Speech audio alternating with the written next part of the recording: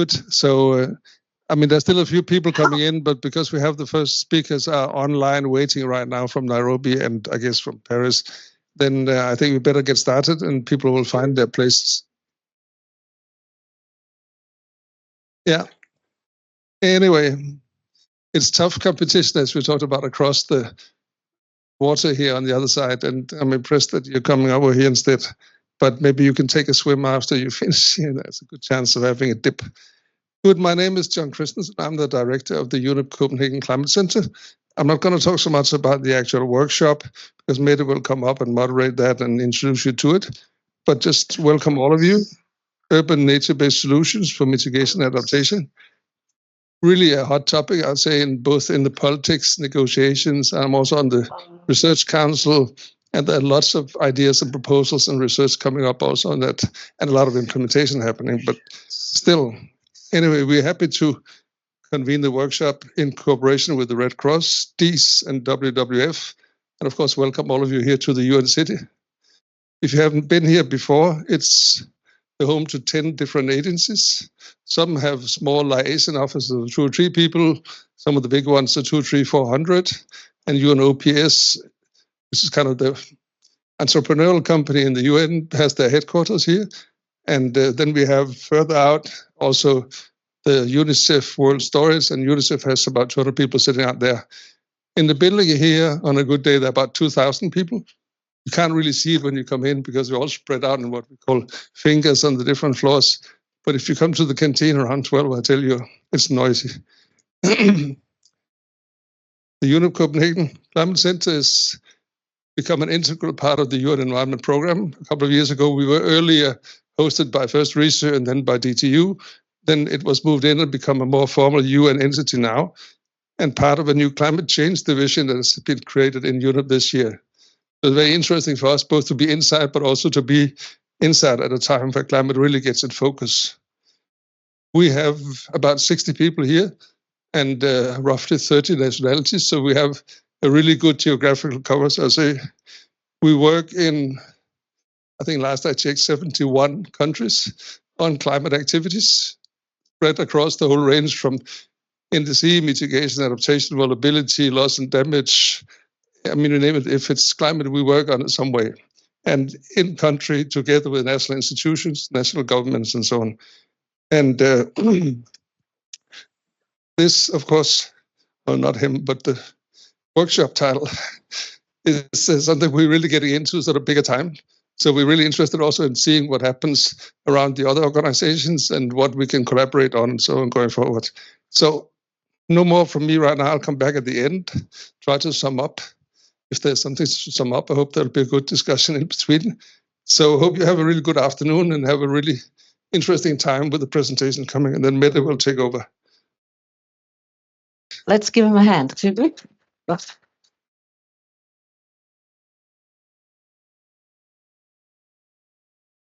Yes, and I would like to also say welcome to the UN City in Copenhagen today. If you brought your swimwear, we can go swimming afterwards. But first, we need to go through a little bit of internal housekeeping here. We have some bathrooms out there, and if you want to leave today for a little break, please do not use that door because you will set the alarm on. But you can ask Julia where to go if you need to take a bit of fresh air during the coffee break.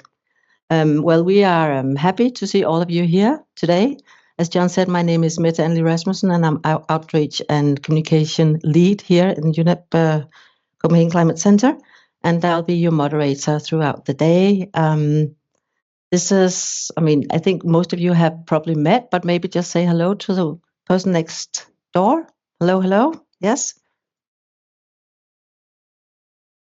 All right, good.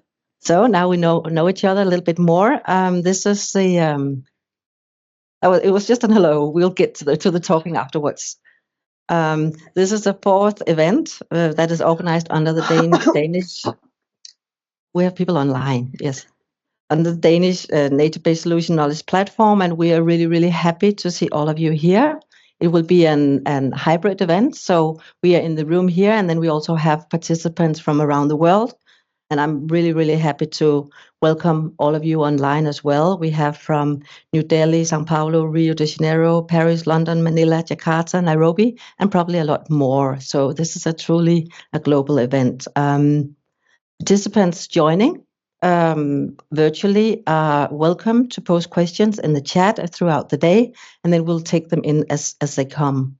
We've also put agendas on your chairs, so please take a look at those. The day will comprise of 2 parts. The one that we have started on now, that will be followed by a coffee break, and then we'll engage into a debate later on. We'll also have a workshop part where we get to, exchange opinions, views, and hopefully find common grounds on collaboration going forward. And then we'll conclude the day with a nice round of refreshments and hopefully a lot of networking. But without further ado, I would like to introduce the first speaker, who is my colleague, a UNEP colleague, Mireille Atala, who is the Chief of Adaptation and Resilience Branch in the Climate Change Division in UNEP. So, Mireille, I will leave the floor to you. Wonderful. Thank you very much, Mette and John, for the introduction and the invitation to be part of this workshop webinar. I wish I could say warm greetings from UNEP headquarters. As you can see, I'm dressed in warm clothes, so there won't be any dipping in the canal or anywhere else for me. I'm Mireille Atala, Chief of the Adaptation and Resilience Branch at UNEP's Climate Change Division, and it's a pleasure for me to be here. Huge thanks for the Copenhagen Climate Centre and the Danish Nature-Based Solutions Knowledge Platform for this invitation, and also for the selection of this really critical topic. It's critical because without the involvement of cities, it will be difficult to have any impact on the crisis, whether it's climate, biodiversity loss, or pollution that affect really billions in our urbanizing world. And just to put things into perspective a little bit, on May 29th, so a little bit less than a month ago, New Delhi recorded highest temperatures ever measured. That was 52.3 degrees. And on that same week, temperatures rose above 52 degrees in Pakistan's southern province of Sindh, which is really the highest reading of the summer and close to the country's record high temperatures. Now, when, sometimes we give these figures and they don't really mean much, but with the anticipated climate impacts, models and scenarios are telling us that on average temperatures in cities in particular will be increasing by 4 degrees. For Copenhagen, that would mean that average summer temperatures would be around 18 to 26 degrees, which probably for you over there is a bit of an excitement. But also what this means is that Copenhagen will be experiencing temperatures that are similar to the temperatures that are comparable to Buenos Aires, Sao Paulo, and Cape Town. And essentially, the reason I'm talking about this is because I think we live in a world where learning is no longer unidirectional. It used to be a lot of capacity building from the north to the south. But as the world shifts and evolves, I think we will be also shifting towards a learning that is horizontal across different lines, but also increasingly from south to north. And by way of an anecdote, I was told by a Dutch hydrologist that in the Netherlands, they're very used to dealing with excess water.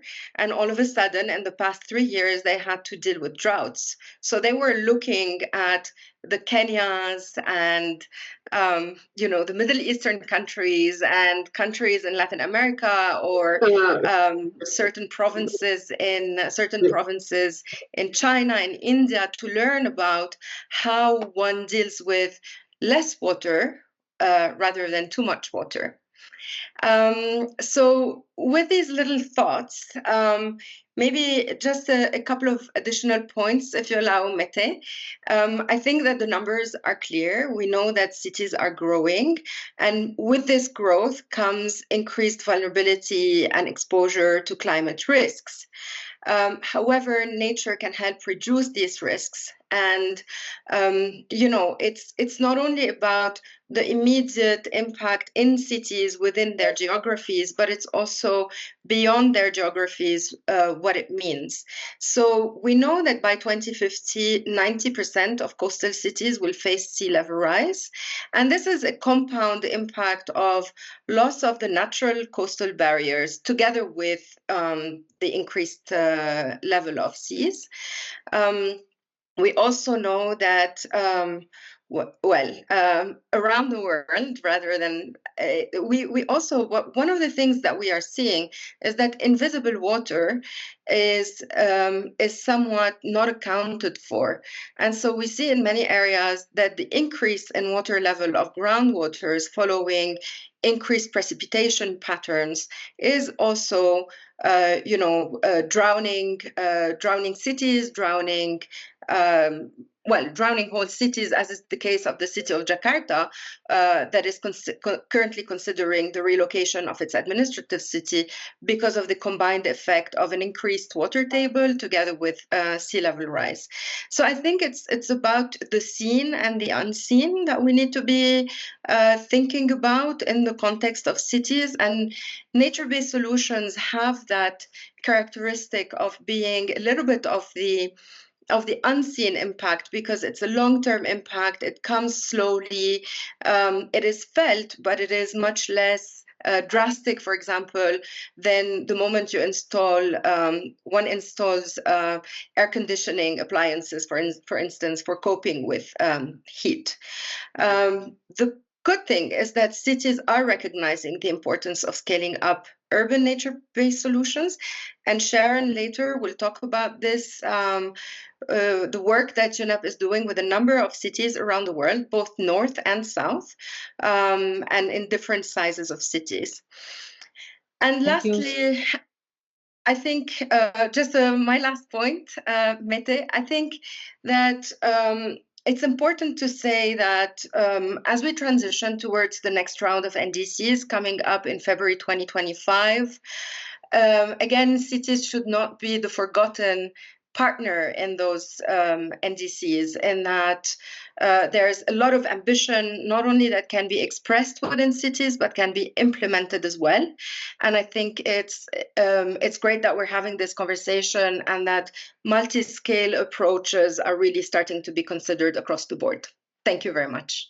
Thank you so much, Marie. Let's give her a hand.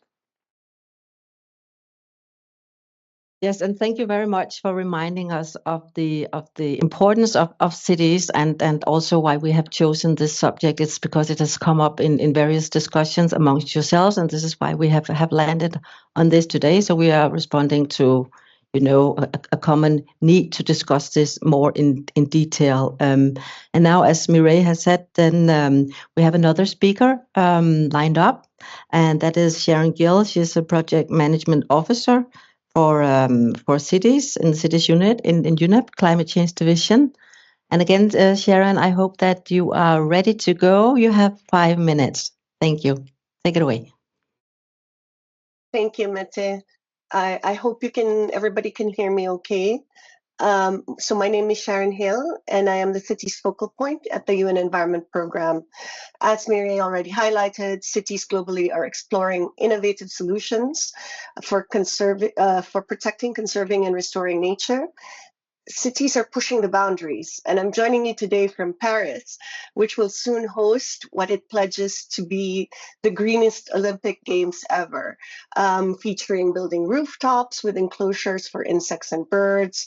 They're going plastics free, planting almost 9,000 trees around the athletes' village to attract diverse species. So this is one of many examples of how we can embed nature-based solutions in urban planning and in big events like the Olympics. There is a lot of good news around the world. But then if we follow the money, and I think it's important that we follow the money, we will be faced with a reality that is difficult to accept. So our State of Finance report for nature in 2023 gave us the good news. About $200 billion has been invested Põe água para mim e fecha a porta. Agradeço. in nature-based solutions. But the report also said that to counteract those $200 billion in positive investments, we have 7 trillion, colleagues, in nature negative finance from harmful subsidies and investments annually. So we have a big job at hand. Despite, and cities can certainly help us turn the tide. We must remember that cities are engines of our economy, and the way cities spend money and how national governments invest in cities is a reflection of broader priorities. So yet despite recognition that nature is critical to building resilience, financing remains a critical gap. As I mentioned, the 7 trillion. So let me, usually anecdotes help and it sticks to people's minds. I just came from my home country, the Philippines, which is a region suffering from extreme weather events, including increased rainfall that translates to flood, stronger hurricanes, and extreme heat. We as experts, and I include myself in that, see the shoulds and musts at the global level, but very often we lose track of its implications to individuals. So as a regular person from my country, allow me to give you a bit of an example of what regular people face. To repair a middle-class house from a big typhoon, an example from 2021, it costs about $60,000 in repairs. And to address extreme heat, simple middle-class house, about $5,000 to effectively upgrade the air conditioning units to help address extreme heat. And that's $65,000 for just a regular average home. You also, in my city, Cebu, we've also seen several homes, which used to be worth $500,000, losing the property values due to recurring floods. So the ground floor keeps getting flooded, so the value has declined significantly. So this is significant loss of wealth in a country of where there is a precarious middle class. So I'm putting these realities on the ground to underscore that these problems cannot be addressed at individual level and needs to be integrated into policies, urban planning, and with the support of the global community. The costs of adaptation in developing countries are estimated at $215 billion annually this decade. But adaptation now can significantly reduce costs of climate change impacts over the next 20 years, while costs are expected to rise rapidly as global warming increases. However, nature-based solutions receive just 0.03% of overall spending on urban infrastructure in 2020, and investments in nature need to triple by 2030. So we have collectively a big job ahead of us. The work we do in UNEP pushes the boundaries of actions on nature-based solutions, enhancing synergies and unlocking financing opportunities. UNEP supports cities in achieving harmony through advanced science, partnerships, and projects. On the point of science, we work with our colleagues to develop the annual Adaptation Gap Report and the Emissions Gap Report to guide policymakers in decision-making. The State of Finance for Nature report tracks financial flows for nature-based solution and compares them to the needs to address climate biodiversity and degradation challenges. UNEP and the University of Pennsylvania in the US are developing a framework to track nature-based solution investments in cities. And we host online meetings with our partners under the Generation Restoration Cities for analysis validation, and we would like to share those opportunities for validation with you. Thank you. Most importantly, if I may just close. Yes, sure. I would like to emphasize the need for partnerships in this work. We cannot do this alone. In all these discussions, we need to get details, how we can truly change the lives of people through better use of nature for adaptation. And the role of the experts in this room and our colleagues at UNEP CCCC is very important. We look forward to the exchange today and to hear from you on how to enhance our understanding of this issue. Thank you very much, Mette. Thank you, Sharon. Let's give her a hand. And what we can do later on, we can share with you the links to further dig into the work that UNEP is doing out of Paris, Nairobi, and globally, so we can all connect also after today. Both Sharon and Mireille will stay on for a little longer to listen in, and then they may have to excuse themselves. But we can, convey any questions you may have in more detail to them later on. As in the interest of time, we would like to move into the next round, and these are presentations. And I will now like to invite my esteemed colleague, Mr. Henry Neufeld, to the floor for a 10 minutes presentation, and you will set the scene yourself, I think. Okay, this works better, and then those online will also be able to hear what I'm saying. Otherwise, that's always a problem. I'll give a quick introduction to nature-based solutions for you. Of course, all of you here know a lot about it already, so I'm probably preaching to the converted, and there isn't very much new about it, but maybe there are some here who aren't that familiar with the topic, and then in that case, it's useful to have an idea of what we're talking about here. And I'll talk about the trade-offs and co-benefits of nature-based solutions in particular, besides adaptation and mitigation. So what are nature-based solutions? And now I can't see there's this green here, nature in the way.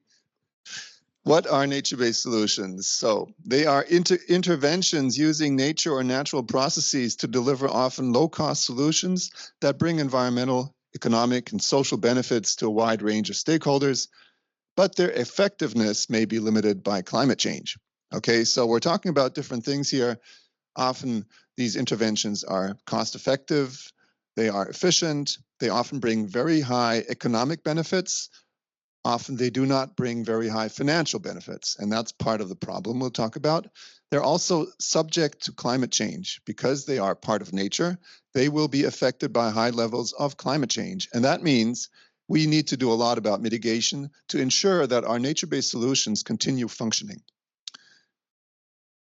Okay, other definitions here, or the European Commission defines nature-based solutions. These are more like categories or parts of what makes nature-based solutions function. They're inspired or supported by nature.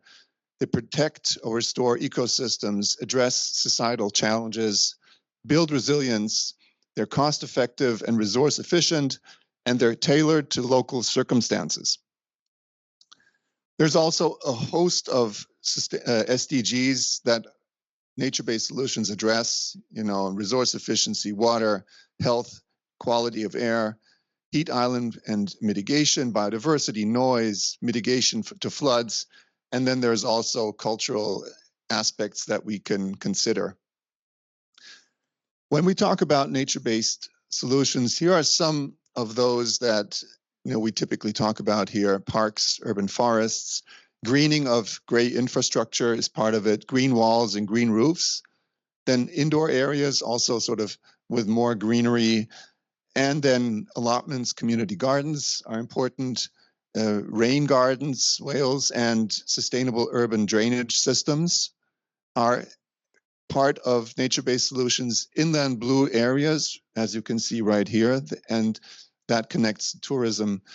Coastal and marine ecosystems, they also protect against climate impacts like floods and storms. What are the benefits from adaptation? They actually lower temperatures locally, and depending on the scale, also at the landscape level. They reduce the frequency and intensity of heat waves, protection against flooding, stormwater management, coastal protection, reduced risks of damages by drought, and also resilience against landslides where you plant vegetation around hills. Then, of course, on the mitigation side, we also have the benefits of sequestering carbon from the atmosphere and reducing emissions where it's relevant to cooling or potentially even heating. That also connects to energy efficiency improvements and energy savings. So these are some of the benefits that we look at when talking about nature-based solutions in the context of climate change. In addition, we also have all these other benefits here, environmental, social, and economic. And I'll talk about a few of these environmental and social ones. And let me focus on the economics as well. You know, there's an increase in income generation by producing jobs. There are sometimes reduced costs of urban management, development of deprived areas, and then increase in tourism and social value of these places. And that increases property prices, values of the places. There is a downside in terms of gentrification that we have to think about as well here.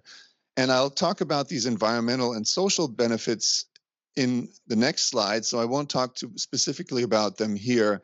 I mean, they provide a host of benefits in these environmental and social categories that we often have difficulties accounting for, and that are the reason why we always find that nature-based solutions, while having enormous benefits, economic benefits, long-term in particular, are often difficult to invest in because, and that's part of their problem, short-term returns on investment, financial returns, are more difficult to realize. So some results here from the Urban Nature Atlas, where they surveyed 1,000 nature-based solutions in Europe, and you can see self-reported 34% protection against flooding, stormwater management 22%, temperature reduction, carbon sequestration, and then on the biodiversity side here, we can also see that there is an increased number of species, conservation and restoration of ecosystems has gone up, biodiversity destruction has been reduced, so and ecological connectivity is also increased. So we find lots of benefits here on the environmental side, and on social benefits and health benefits in particular, we can see that there is an increase in access to urban spaces. People are more connected to nature. There are opportunities for social interaction, and access to health and affordable food is also increased. So there is a lot of social benefits here that also translate into economic benefits. And on the health side, lots of people really experience health gains. And we will see this in the next slide here, that this is from a paper by Meisel et al., extrapolating investment in nature-based solutions until 2050, you can see that there is an enormous benefit in the health department here, like $2.3 trillion by 2050. There's also benefits in environmental, economic, and social categories, but they're significantly lower. And the red parts is the costs of investing in and maintaining nature-based solutions. So that's a fraction of it. But as you can, if you can see at the middle column, the costs occur at the beginning. The benefits accrue later. So we have to be careful about, you know, the investments made, and we need to find solutions that enable investing in nature, because financial returns are often more difficult to realize. Some additional trade-offs in nature-based solutions, you know, there's on the side of ecosystems and biodiversity, using monocultures, invasive species, can lead to problems on that side. Pest infestations is common. We've seen insects and other species come to places where they're not supposed to be. There can be an increase in fire hazards, for instance, through if the vegetation isn't adjusted to the localities. There are potentially health and well-being trade-offs, allergic reactions, or risks of accidents. There is a social justice dimension, gentrification I've mentioned, and the aggravation of existing inequalities. And then there are potentially high maintenance costs for certain types of nature-based solutions. So these are all trade-offs that we have to be cognizant of. And at the same time, through careful design and management, we can manage these trade-offs in ways by engaging with stakeholders and using adaptive management approaches. These trade-offs can be managed and become, they become part of the solution as well. There are also some misuses of nature-based solutions, greenwashing and carbon offsetting, basically business as usual with a green leaf. There could be plantation-style interventions which aren't good, and displacement, land grabbing, and exclusion or displacement of local communities is also a major problem. So I'll stop here basically because I'll just do this one slide before, because I think the solution sides will come later, and I had a few slides on those, but I will drop them and you can have a look at them later since I'm running out of time and I don't want to be contributing to extending our session into the coffee break. So if we don't pay attention to these social risks like green grabbing or loss of rights, resources and culture, marginalization of the poorest, and reduced resilience, even militarization of conservation, there is such a thing, that leads to a lack of legitimacy on the ground, and that ultimately backfires because the ecosystem conservation efforts fail, socioeconomic integration fails, and people's rights and livelihoods, they also are affected negatively through such approaches. And therefore, managing these social risks is incredibly important if we want to make sure that nature-based solutions are effective, cost-efficient, and have long-term benefits for all. So I'll thank you here, and please look at the other slides as well. Thanks.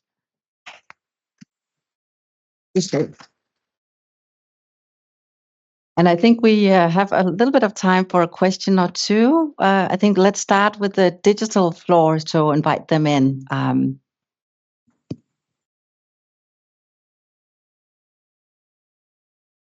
So the question is from Tito Arzuaga from COVI, and he's asking how could NbS be incorporated in climate risk and climate change risk management assessments in terms of metrics for adaptive capacity, environment, social and economic, and target setting? I think that's a really good question. And one of my slides was going to talk about monitoring and evaluation. I think the answer is really like, first and foremost, we want to be, when we do monitoring and evaluation, and that's part of what I do here in this place. You know, I'm head of impact assessment and adaptation, to not overload people with too many details. So I would say, you know, if you have nature-based solutions and a category of them, that in itself is an element of your monitoring and evaluation when it comes to adaptation and mitigation impact assessment. You know, you could go much deeper and we could assess nature-based solutions, specifically whether they're achieving their objectives in terms of environmental, social, and economic benefits. And we should do those things. And one of the results of this work is also that there are far too few MEL, monitoring, evaluation, and learning systems in place that focus on nature-based solutions. Looking at the standards set by IUCN and also UNEA, using those standards as elements of the MEL system already helps a lot.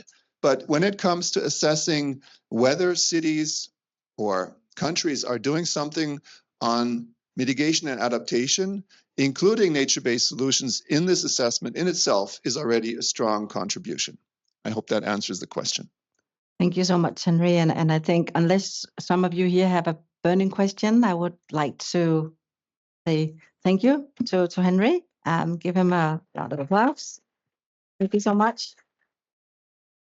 And that was really an super interesting. Being a former policymaker myself, this, I mean, trade-off between when do you want to invest and when do you harvest the benefits? Will that come before or after the next election? That's always a challenge, right? So I would like to go into the next presentation and to do it a little more exciting. We're shifting between physical presentation and online, just to challenge the technology gods. So we hope that we have with us now Biodiversity and Resilience Advisor at ICLEI, South America, Brazil, Marilia Israel. Are you with us? Yes, I am.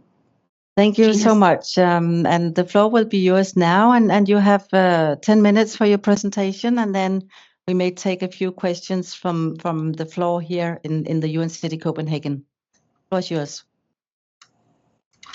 Thank you. Can you see my screen?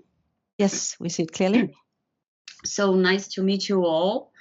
I would like to thank you, UNEP, for the invitation. And as Henry just talked about the NbS, indeed, I would like to give a step back and talk about the planning, how we are planning to implement NbS. So I will present not a study of case of Brazil, but a project that we are developing in Colombia. So just quickly about ICLEI, we are a network, a global network of subnational governments. So we work in these 5 pathways to increase sustainability, so low carbon, nature-based, equitable and people-centered, resilient and circular, and we are all around the world. So I make part of the team in ICLEI South America. And we have like 3 local offices in Colombia, Argentina, and Brazil. So I will present our nature-based resilient cities project, or NABA. It's about it was our first project that we could connect resilience with biodiversity, the resilient team and biodiversity team. So we work together with the UK Pact, financing by UK Pact Colombia. And we have a consortium that is ICLEI South America, Colombia, Humboldt, and WRI. So this project, the main we had is address the synergies between climate change and the loss of biodiversity, seeking the resilience. So we have, we are working at 6 cities in Colombia. There is what they are, so Monteria, Bucaramanga, Jopal, Villavicencio, Pereira, and Pasto. And we did 2 kind of diagnoses. So the first one, it was nature's contributions for people analysis, and the other one, it's analysis of risk for ecosystems in those cities. So first of all, we did a selection. First of all, what is nature's contributions for people, right? So it's everything. It's kind of a concept, kind of equal ecosystem services, or in the same level of ecosystem services, but it's another concept that we use in this project. So we analyze two types of components. First one, technical components. So we used the NbS models to make the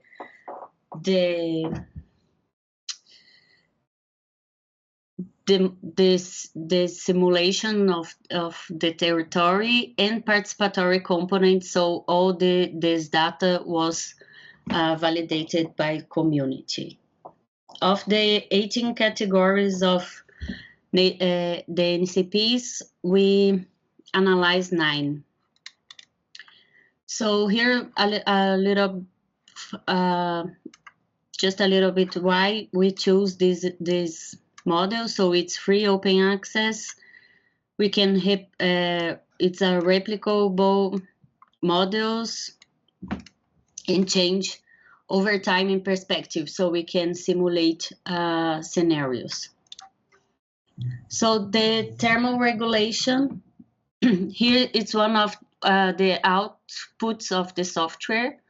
So we had thermal regulation based on cooling capacity. So the data I will present is super fast. So the data we have input, it's here.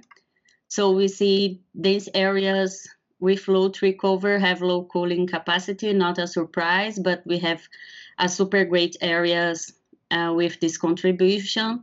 And it's an opportunity for economic evaluation of energy consumption in certain areas of the city. And also it's a opportunity for prioritize areas that we need to invest in nature-based solutions.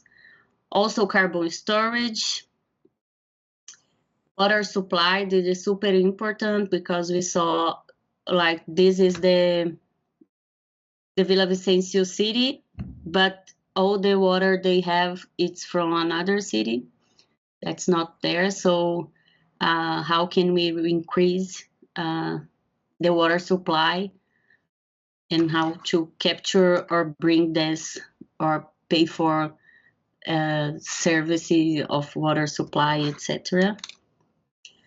Habitat quality. So we have nature and artificial coverage, identification by that the actors and the community identify. So we see the south of Pasto, it's well preserved, and we have some just a good quality in green areas or water bodies, but also all the great the areas with high habitat quality, it's super spread in the territory. They are not connected, so it's a good indicator to bring the connection through these areas. About the climate risk and vulnerability analysis with ecosystem approach, we use the methodology of GIZ and IPCC, but we did a ecosystem focus, not the human focus. So here un poco, sorry, it's in Spanish, I mix language. The climate risk, how we evaluate all the risks. The methodology we use, I'm sorry, this is in Spanish, but first of all, it's risk identification, the sensibility identification. Then we go to a participative mapping process. Then the GIS process, scenarios evaluation, and the validation and monitoring of the projects. So here a little bit of what we have as graphic outputs, and an example how we put it in the maps. So it's flood risk for biodiversity here. Drought risk for biodiversity. And I think that this one was super important, that to mass removal movements for biodiversity. So what we did with all this data and how to communicate for community all the data. So we had developed informative booklets about wonders of nature. So it's a communication product. So we have all these booklets. It was pressed super a small one, and you can open and it can be bigger. So each city we had a map that was an illustrative map that was a translation of all the data we had and all the NCPs we have mapped through these maps. So all the natural areas, the movements of nature experiences, scientific and cultural life in space. Then we have some inserts. So the first one, lo que habita. So what is inhabits. So speak a little bit of biodiversity that occupies that territory and the way they interact this place, and what flows in that city. And we did in an abstraction that represents the hydrosocial relationship in each municipality. So we had cities with very high indicators of flood, and cities with high indicators of drought. So it's a way to present hydrosocial relationship in each city that we developed the project. So you can. We actually got a question for you online. So I don't know. I can see that you are coming towards the end of the your presentation. Yes. And just to say that this QR code, you can access all the publications of this project. Great, and we will also share all the links afterwards, so you can access them at your own pace. So there's a question. You need the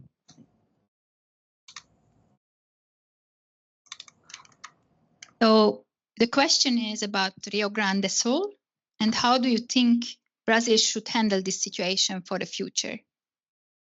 This is $1 million question, right? But I think we are thinking a lot about it in the last months. We are rethinking all our methodologies to be thinking about to be analysis in the watershed, not in the cities specifically. Like in Rio Grande do Sul, you cannot make a scenario from one city and not consider what the watershed, what is happening in the watershed. So I think besides we have one city, for example, Porto Alegre, if we have all planning with nature-based solutions, it will not work there, because it was a lot of water, and we had like 300 cities affected. So I think we have to rethink the planning for watersheds, and also thinking, of course, about a hybrid implementation. So we have gray implementations that sometimes is efficient, like to drain the water, but together with a nature-based solution that we have the co-benefits that was present. But I think we have to start thinking together and not one against other. I think it's it. Great, thank you so much. Let's give her a big round of applause. And there will be, we hope that you will stay on and also engage later on in our workshop session that will come shortly, Mireia. And these $1 million questions, we'll have some time to answer them later on at the workshop session.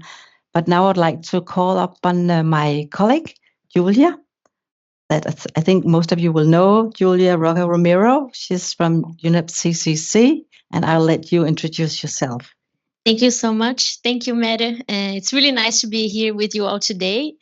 I think I see a lot of familiar faces of colleagues that have joined our Nature-Based Solutions Knowledge Platform event since it started about 1.5 years ago. So it's really nice to see you here, but also new friends and colleagues. Today, I would just present myself a little bit. I work at UNEP CCC and I'm a climate policy officer here, looking mostly on adaptation and mitigation as well. And my presentation will be giving you some idea of what we do in the center in presenting a case study from SIDS, a small island developing state. This is a project that is part of our growing nature-based solutions pipeline, and it's really interesting, and it's something that I can't really give a lot of examples of outcomes because it's something that we're rolling out at the moment, which is really exciting for us. So I will try not to delay us further on the agenda, so you can enjoy a really nice break afterwards. Oops. Here we go. So zooming out a little bit, we have heard this before in the previous presentations, also from my colleagues Miri and Sharon online. But we know that cities' role, it's really fundamental, and it's only going to increase in the future when we're looking into climate ambition. In many places, we have also seen that sometimes when the state is not doing a lot of the heavy lifting, cities can actually come in and develop climate plans on their own, and sometimes this is really meaningful. We know that when we look into the NDCs, the nationally determined contributions as of last year, and this is based on a recent study, we see that 86 out of 194 have made provisions for how cities can support the climate change implementation for both mitigation, but also for adaptation. So this is really nice. And also they've made provisions for nature-based solutions, particularly looking into cross-cutting components, something that Henry brought out in his presentation. So looking into all the societal co-benefits that come with nature-based solutions. It's not surprising that on a large level, when we look into the NDCs, cities usually focus on the big emitting sectors like energy, transport, mobility, and for adaptation, it's looking into water, and this really mirrors what you heard from Marilia now in infrastructure. So this is just to zoom out before I dive into the presentation on the case of our projects. So we focus on these 3 countries now. We have a project in Ahmedabad in India, in Port Louis in Mauritius, and in Lusaka, Zambia. And I will focus on the Port Louis. Oops, wrong slide. Here we go. So the main objectives of the project is actually, first of all, to map out what is out there in terms of best practices, understanding what are the trade-offs at hand, what are the benefits that we would like to implement, and also looking into urban and peri-urban context of the global south. So that's step 1. Beyond that is to develop testable models and understand empirically what is it that we can do and also how we can engage stakeholders. My colleagues before me also mentioned this. It's really important to understand the stakeholder mix in each of the cities. We know that cities have their own unique set of players, and often a lot of them are not getting a seat at the table. So understanding who actually gets to decide and how is it that they're included is really important. So that's also part of our objective. We want to, with that, and I put quote unquote off the shelf because it is off the shelf, solutions that can be potentially replicated when we're looking at nature-based solutions. But I would reiterate that the idea is not to create a blueprint. It's not to copy-paste solutions as such, but more to understand what are some of the modalities that could work for cities that have a similar profile or that are being impacted by similar climate stressors or that have a similar stakeholder mix and so forth. So it's really not to copy paste, but to understand how is it that certain cities can support each other, and also understand how nature-based solutions can fit into different modalities. Lastly, the main objective is to have a positive footprint where we come in. So a lot of capacity building and also understanding the knowledge from the ground, working with stakeholders. They are aware of the situation a lot more than we are, understanding what kind of knowledges that they bring, traditional knowledge, and also supporting them with whatever capacity may be needed. The expected outcomes of this project is, again, like I said, understand how can we work so that nature-based solutions can be replicated in urban areas. We would like to have an idea of what are some of the business models that work, how to make it attractive for the private sector. This is really important. I don't remember now who said it, that you need to follow the money, but that's basically it. We need to understand how to make this bankable for the cities who are taking a very large share of the financial costs. And lastly, but definitely not least, it's really important to, like Henry mentioned, align all of the nature-based solutions with a strong focus on climate change mitigation. We know that this is the decade for action, so it's really important not to lose focus of cities. There's a lot of solutions that can come from them, and a lot of really great things that are happening, but they're also big emitting giants. And cities in the global south are the new frontiers for urbanization. So how can they develop themselves and continue to urbanize in a sustainable manner is really key. So this is what we're going to focus on in this project. So this is just for context of where Mauritius is located.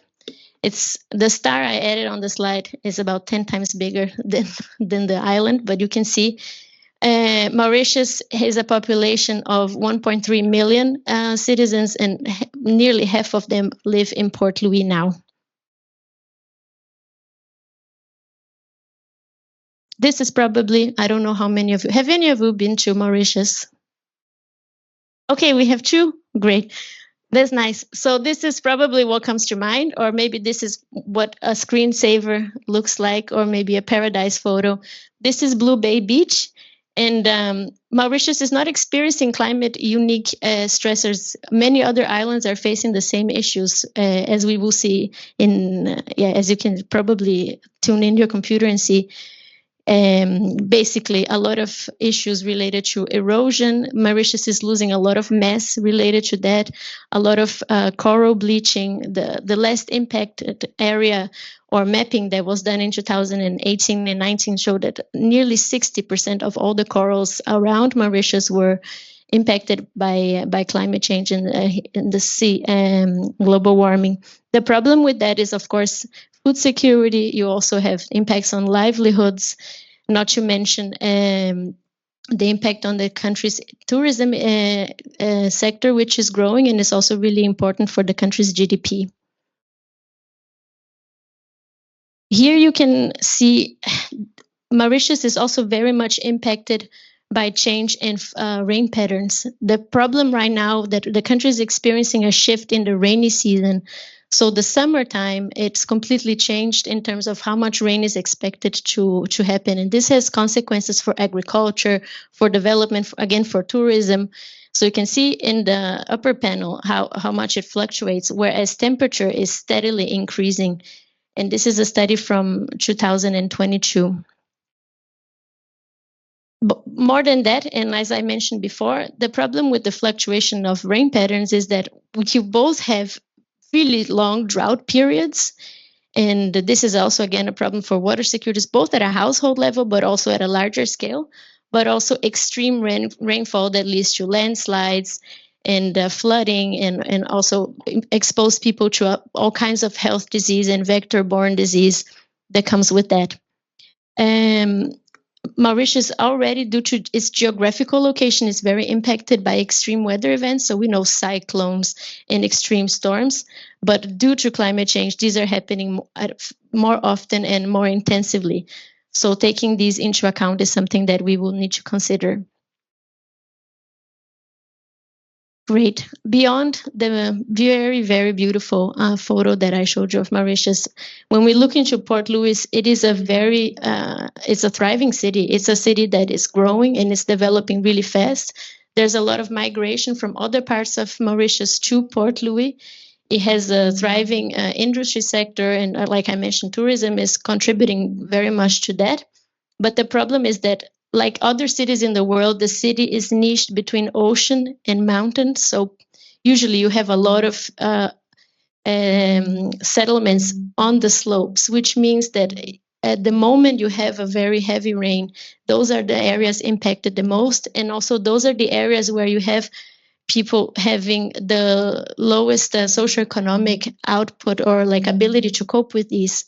So considering how Port Louis will continue its urbanization in a way that is also sustainable for the local community is really important.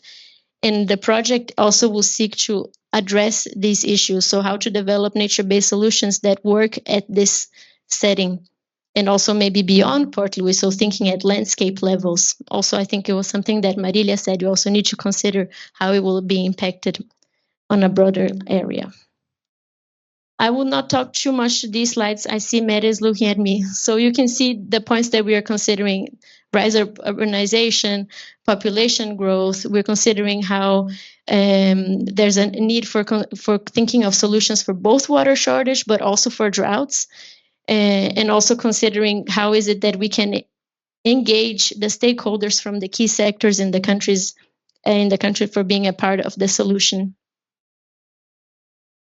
The next steps for us, basically, we need to have a very good understanding of the heat island impact experienced in Port Louis, and by that we will do a mapping of this situation, also to understand what kind of solutions make sense to implement there and where and so forth. We will also, a big part of the project will look into losses and damages that Mauritius is already experiencing due to climate change. We had the opportunity to organize an event in the Bonn climate meetings where Mauritius attended, and we know that this is high on their agenda. So looking into things that the country is already losing: biodiversity, health, specifically non-economic losses and damages. We will also looking into coming up with climate proofing of the urbanization plan so that the city can continue to expand, but at a safe pace when it comes to climate, and also considering how is it that nature-based solutions can be tailored to different localities in Port Louis and also around it. And lastly, we're working on raising awareness related to nature-based solutions and working with the stakeholders, understanding what kind of knowledge is already on the ground. We'll stop here. And if there's any questions, you're welcome to ask. I think we're behind schedule. Otherwise, I'm happy to chat during the coffee break. So thanks a lot. Thank you for your time. Thank you, Vivian. Yes, and as Julia said, then it's still early days in this project for us. So we'll welcome all interactions in the coffee break or later in the networking session. And as we're running short of time, I would like to pass on the floor to a new colleague of mine, Dora Almaty, who will take us through some of the issues that was mentioned very early on, namely the extreme heat and some case studies that take us through that. So you have 10 minutes, and then after that, a few questions, if there are any, from the digital floor and from the floor here. And after that, we will break for a coffee. Thank you. Good afternoon, everyone.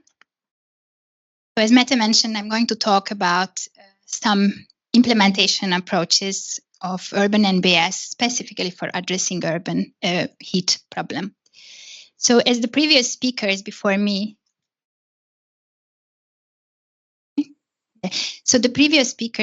mentioned that nature-based solutions have a high potential to address different climate adaptation problems such as flood management, stormwater reduction, and urban heat.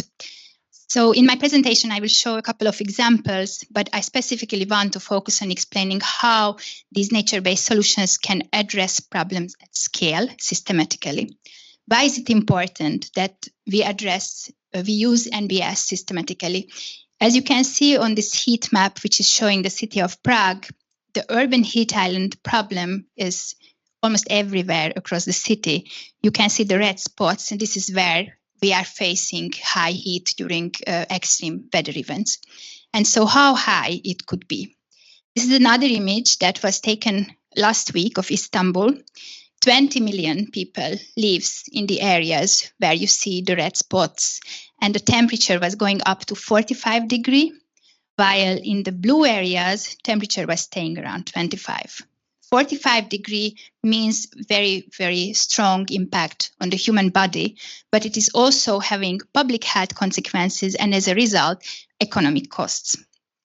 So we need to use NbS in a systematic way to address this problem.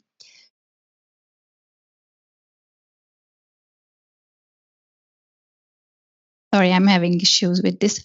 So urban heat islands are extensively studied. We know that they occur similarly everywhere, and they occur in increasing frequency. Wherever there is less vegetation and more built-up areas in cities, we will experience high heat. Colleagues at the center also studied this phenomena. They overlaid vegetation indices with heat maps. And what they found is that in cities where the population is growing, where everything is fastly growing, heat is especially a problem in built-up areas with very little vegetation in barren land. And they also concluded that the temperature could go up 10, 15 degrees higher compared to areas where there is a lot of green and a lot of blue, which is like sea and lakes and rivers.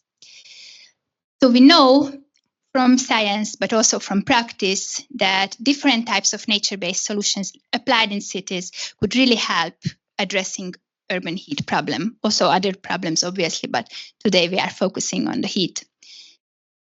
Parks, blue areas, and green roofs can be very efficient. But the problem is that many of these nature-based solutions are implemented in a scattered way, as pilot projects, as demonstration projects. And also they are often, or at least sometimes, discontinued. But if we want to make sure that the urban heat challenge is addressed properly and nature is really helping and we are really using all the potential of nature, urban nature, we have to make sure that nature-based solutions are applied systematically and so that they can maximize the benefits. The image you can see here is not a real city. It's something that I created with generative AI or ChatGPT. But although this image looks quite unrealistic, I think if we want to make sure that our cities will remain livable for us and for the future generations, we have to make sure that we are moving towards this direction when it comes to urban planning. So what we can do to upscale? First is we have to integrate the NbS vision into strategic frameworks, policy frameworks, and also budgeting and programming. This is important because this is the way to make sure that nature-based solution approaches are aligned with other priority policies, that we are protecting natural assets at scale, that we are providing ecosystem services in a fair and just way, and also that we ensure that they are delivering multiple benefits, environmental, socio-economic, what Henry was also showing on his slides earlier today. So here is an example how this could be done in practice. This is the green roof strategy of Hamburg. They introduced 10 years ago.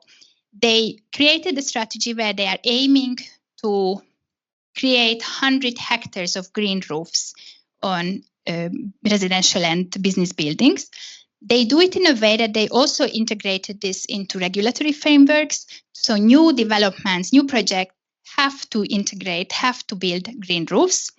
And they also support this with a very wide subsidy program, helping the financial barriers to be reduced. The second aspect for scaling up is stakeholder involvement, both in planning and in implementation. Many of the NbS projects are very context specific, so local knowledge is key to make sure that development is happening properly. It's also very important that this planning reflect the user needs and the stakeholder needs, not only during the planning, but also at the operation and even the maintenance phase. Another example here is from Canada, Laval, the city of Laval. They launched the project to remove asphalt from public spaces, which are especially warm in the summer. And they work together with different public and private landowners to make this happen. And they planted at the end 7,000 trees, and a lot of asphalt has been removed. Another example for stakeholder involvement is an urban farming program in Argentina, where they identified vacant lands across the city, and then they utilized these spaces for community gardens and urban farming, not only helping with different climate stresses such as heat and flooding, but also providing food for low-income people. And they, again, involve stakeholders from the identification of the vacant plots throughout implementation. The third aspect is financing. So as already mentioned in the beginning of the session by Sharon, she outlined the importance of financing, but we know that most of the NbSs are financed from national and local budgets, and this is not sustainable. This is not enough. So we have to make sure that public funding goes to projects which are transformational, such as the green roof project in Hamburg I was showing. And in addition to this, we develop bankable projects that bring some return on investment so that private investors are more interested in investing in NbS. This can only happen if we use innovative financing solutions, and especially the role of institutional investors such as banks or pension funds should be reconsidered, or how could they be more involved. Here is an example. It's a climate bond financing in Paris. These bonds were issued in 2015, and they were used to finance public mitigation and adaptation projects. With the funding that they raised from different institutional investors, they planted 20,000 trees. They created 30 hectares of parks, and they reached a considerable cooling and improved biodiversity and urban resilience. But they also launched a bigger sustainability bond framework, financing all kinds of projects from the same bonding structure. The last point that is needed for systematic for upscaling NbS is systematic assessment and monitoring. This is very important because we still don't know enough about how nature-based solutions works in cities. So we need information about physical units, but also in monetary terms, how much they cost, but how much they will bring as a benefit. Just a quick example to show here: in Seoul, South Korea, they opened up a river back in 2002. They removed the highway. They created a nice river area for tourism for people. And then they measured the benefits, and the benefits were considerable, both in environmental but also in socioeconomic terms, starting from reduced heat, leading until increased property prices. So just some takeaways from the presentation. As you could see, NbS is a high-performance infrastructure, high-efficient infrastructure, but it is not an alternative to deep and rapid decarbonization. Cities need to deal with both. And they could only be useful at their potential if they are systematic and integral parts of grey infrastructure. And as I said previously, they have to deliver multiple benefits in a fair and equitable way. They have to ensure that people are accepting them, owning them, and the stakeholders are involved thoroughly at the local level. And lastly, but not least, financing will be a crucial next step for upscaling. Thank you very much. Thank you. I think we actually, if some of you have a question for Dora, then we can take it now after this really interesting presentation. I don't know if we have any. Yes, that's one brave soul. Please introduce yourself also. Okay. This is correct, but the challenge is that the financial return is on a long term, and it's an avoided cost. So it may not happen. It may happen, and it's very likely that it will happen.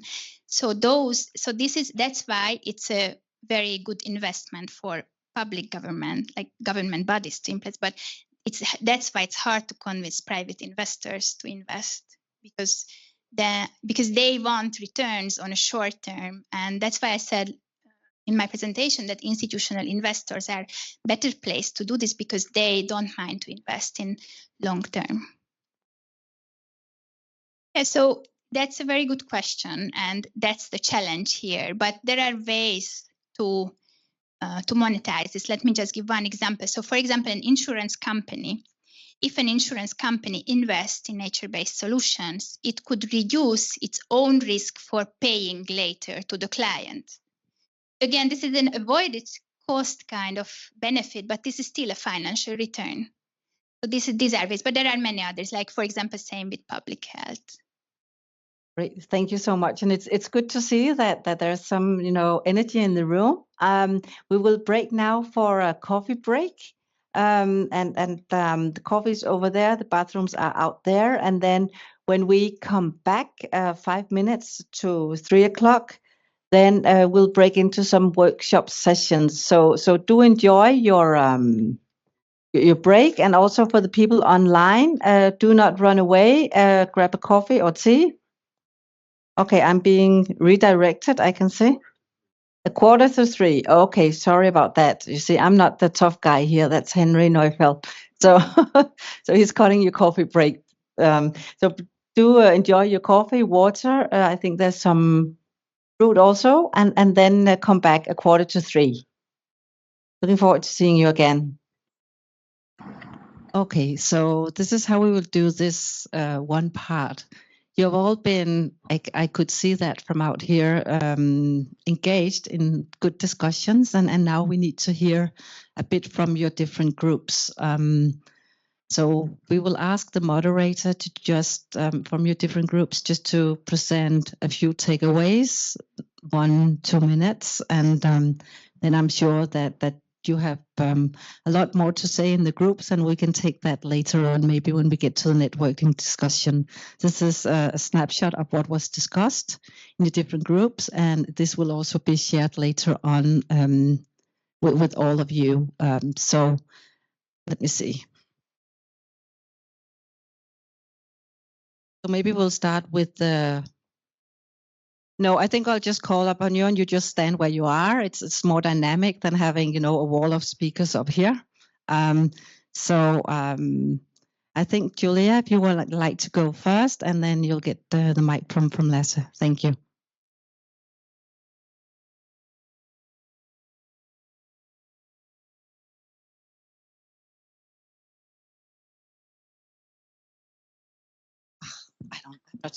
I think I made it work. Okay, good. You think we know this by now, but anyways, I will try to be brief. My group, we looked at question 2 on the barriers, and we also looked at question 3. We were having some really good discussions on the barriers, and I thought it was really nice because, of course, we had presentations, and you saw us presenting a lot of the co-benefits and all the great things that can come out of nature-based solutions. And then we also know that it's not a silver bullet and it will not solve all of the problems. We designed this on purpose. We wanted to really provoke you with this thought. It's how much can it actually do? How much can we expect from it in the long run? And this is what my group discussed.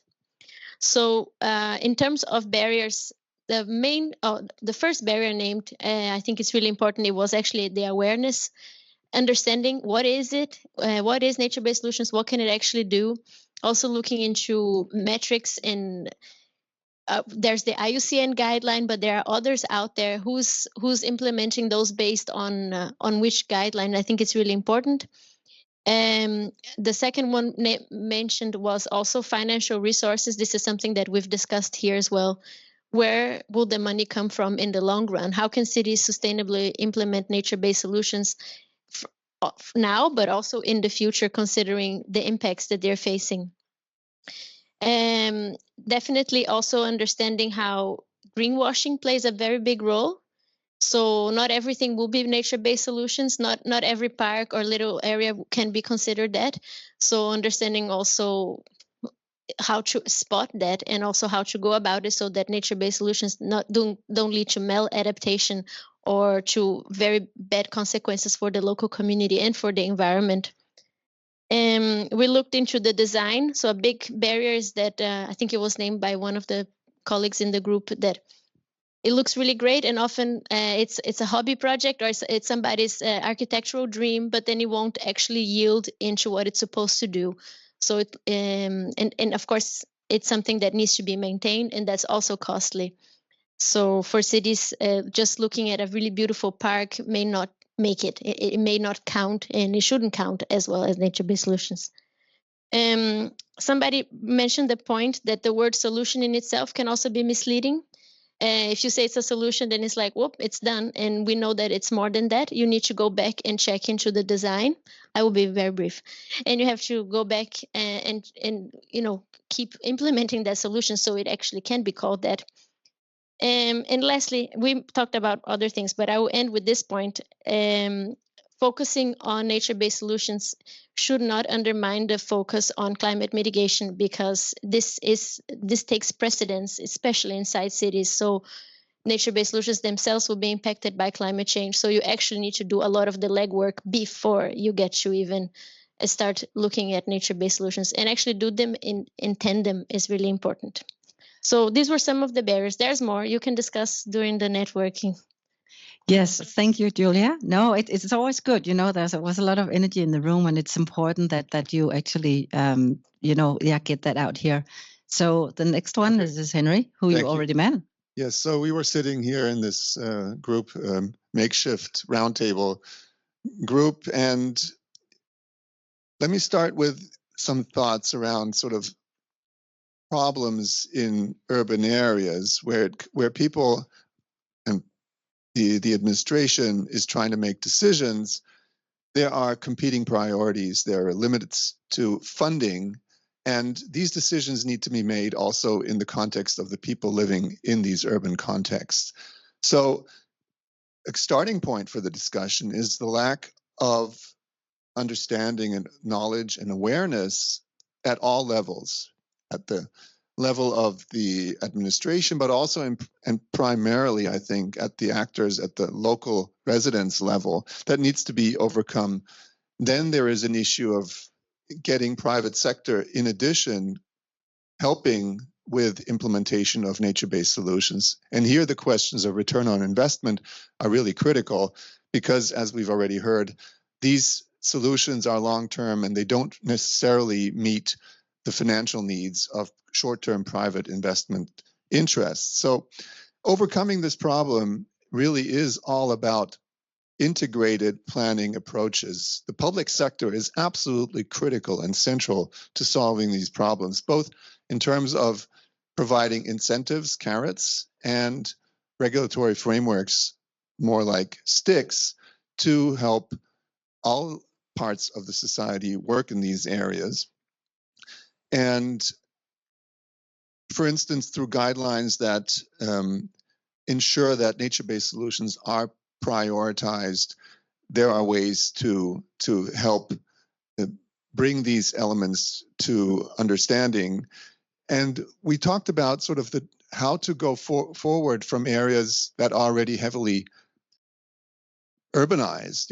Major big cities in developing countries in particular have very little urban spaces, green spaces, nature-based solutions, but there are areas in the vicinity that are developing. And this is where I think municipalities still have an opportunity to develop solutions by bringing in the population, of course, the actors there, that make sure that when developing solutions, they are involved, and that gentrification and the increase in value through green spaces does not lead to them having to leave these areas because they become no longer financially possible. So, there's a lot of things to consider when developing solutions, but an integrated planning process and mainstreaming nature-based solutions into cultural, social, and economic development are key. Thanks. Thank you so much. And we also had some really good online discussion. And my colleague here, Talat Mushi, would like to present what was happening online in one of the two online groups. So I was part of the group one. And if I summarize broadly, I think what we discussed was in terms of 4 major barriers. First, I think, has come out in the other ones also. its lack of understanding and people's lack of backing nature-based solutions in urban areas, both politically and by people. The second one came out in terms of financial barriers, which has also been part of the presentations. The third is in terms of way the local bodies are organized. And the fourth barrier that came out was in terms of capacities. So in terms of like people not understanding what NbS is and people not realizing the importance of NbS, somebody said that people don't really understand that there is a symbiotic relation between humans and nature, and we need to be together to live with it. And the same person also brought out the conflict that happens between nature-based solutions and the need for infrastructure. So like in Mumbai, there is a case for cutting down trees in a very green area to build a metro. So people, sometimes cities prioritize certain things that they think are going to bring in higher value over NbS. And somebody also in the same group brought out like, because there are these profit-making lobbies that work, and when profit-making happens and the obvious financial benefits of NbS are not to the grey infrastructure and try to develop grey infrastructure. There was certain other important things that came out. One was way finance is structured within countries. Like most of the work related to NbS happens at the local body level, but most of the finance is at the state level. So for finance to come from the state to the local body level, then there is that trickle down effect doesn't happen. Also, where local bodies are structured and where departments within the local bodies are formed, they are not naturally designed or aligned to implement NbS solutions. And last is a lot of local bodies have difficulties in preparing bankable NbS solutions because they don't really understand the benefits that come out from it. We also looked at solutions, if I have a minute. Solutions was because somebody said, there is not a lot of knowledge roaming around, but in developing world, this knowledge is not accessible because they are behind financial barriers to access papers, etc. It's quite difficult for them. Municipal budgeting, this should be part of municipal budgets, and it should be mandated in municipal budgets, and also involvement of multilateral agencies and trying to access. So somebody said like cities, about 10 or 12 cities within a country could group together and try to look at funds like GCF funds. So that was my time. Thank you so much. And then I would like to give the mic to Henning Nør from the Ministry of Foreign Affairs. Yeah. Yes, you're there. Good.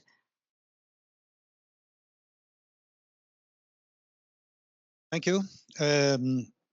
Let me just try to elaborate a little on the discussions we had.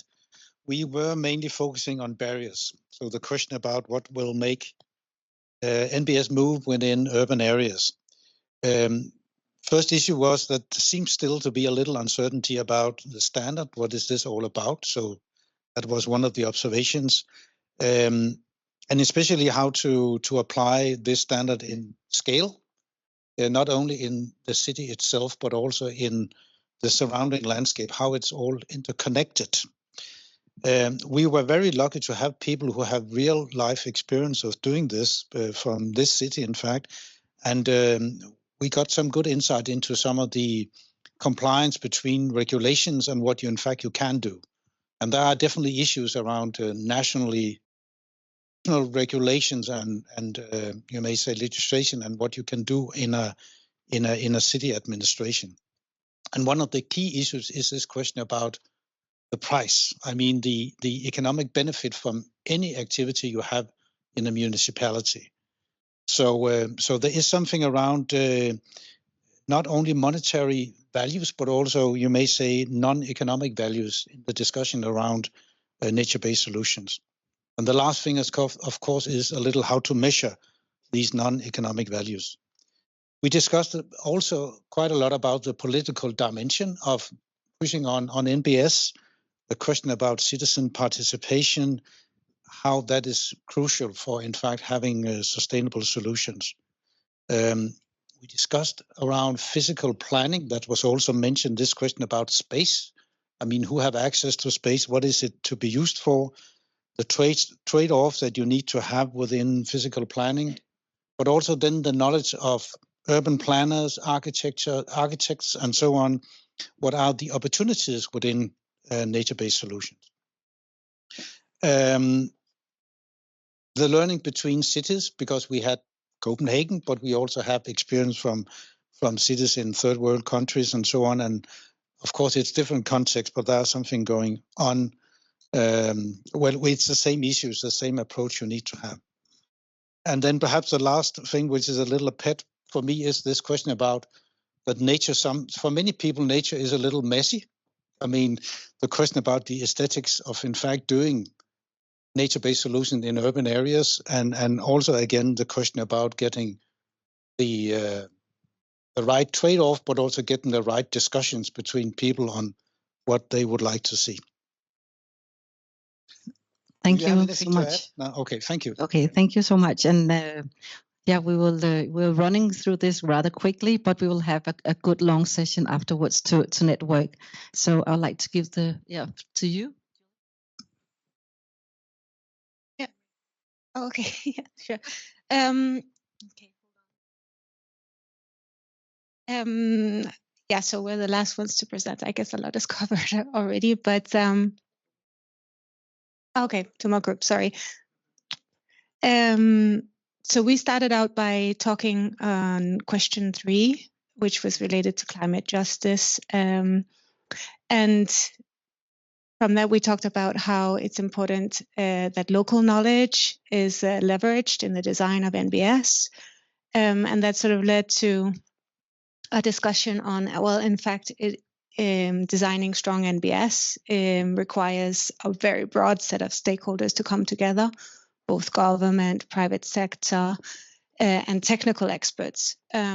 So that, of course, takes time and resources, and it is always easier just to make a top-down design. So NbS requires the investment of having those stakeholders really come together.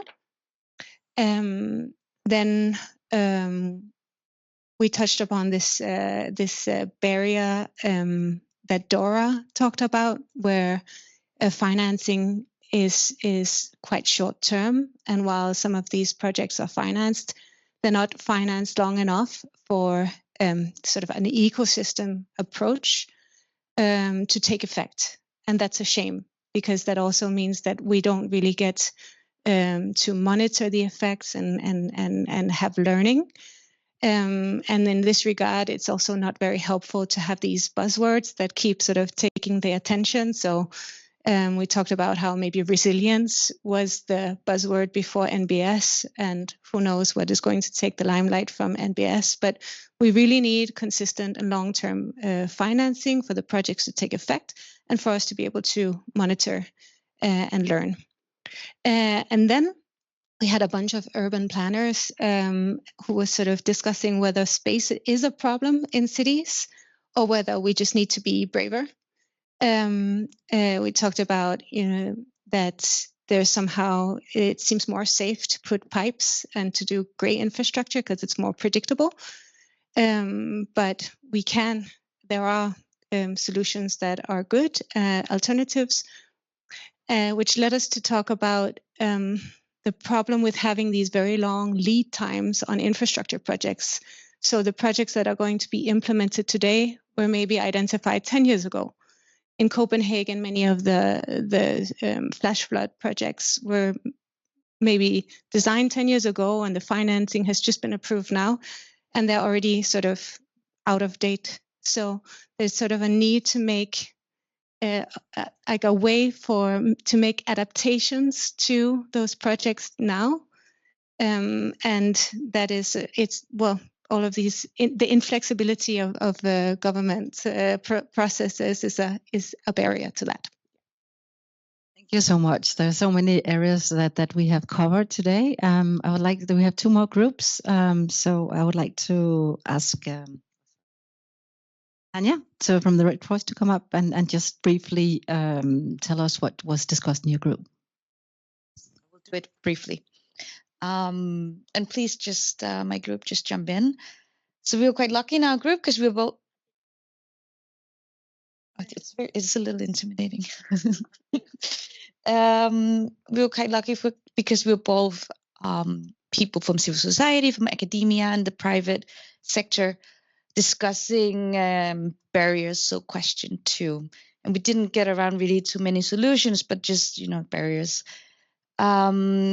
I think a lot of it had been touched upon, especially the understanding of nature-based solution, that this is not a new thing. There's a lot of indigenous knowledge out there, and it's not just a way of greenwashing. I'm not going to go much more into that. Then we had the barriers of funding for it, and especially including private sector in this. And we had a colleague who shared some great examples of when actually private sector could invest in nature-based solution, and most often it is when there is a risk to your operational structure or it can affect your supply chain.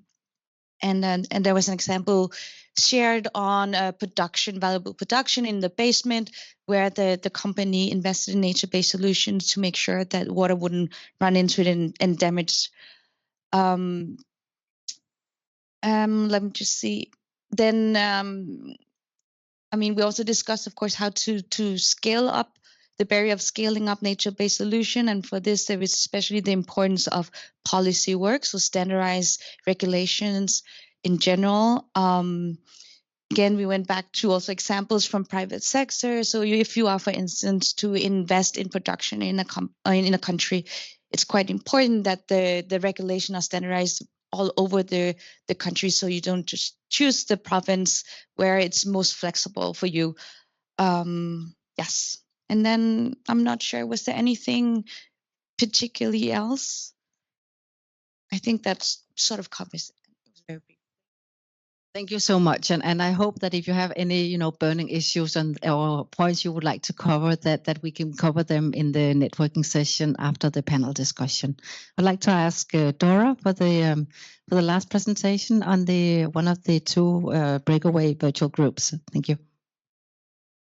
So just very briefly, we also talked about implementation barriers and challenges of upscaling NbS. It was very great because we had insights from developing countries. So I heard a lot of things that were also new to me. So one was about social and political acceptance as a serious implementation barrier. And one of the participants outlined that it's not only the mayors or the politicians and the decision makers who needs to be convinced, but oftentimes the engineers, the landscape architects, those who are doing the projects, they are very much convinced that grey infrastructure should be sufficient and better. So it's hard to convince them. The other topic that we discussed is the funding and financing. And I found very interesting, another participant mentioned a project where they actually made a vertical farming project. They are trying to fundraise for it. They calculated that they would have a return on investment, so benefits after 5 years, which is very good in terms of NbS investment, and still they are not able to get the funding and the political support that they need to do. So even a shorter term project may not bring the support. And the last thing is that we also discussed in terms of implementation barriers was the business involvement. So companies sometimes want to participate and they would like to, but they cannot do much more beyond their own operations. So they are looking for ways to support NbS, but they don't really see it. So the participant mentioned like community projects or social involvement, but whether there is more to do. And I think here another group discussed supply chains. So that's the way to go. Thank you so much. And really, if I look down on my scribbly notes here, we have been covering a lot of ground, both from the barriers to the enablers and the solutions. There are so many interesting points, but I can't remember who said bravery.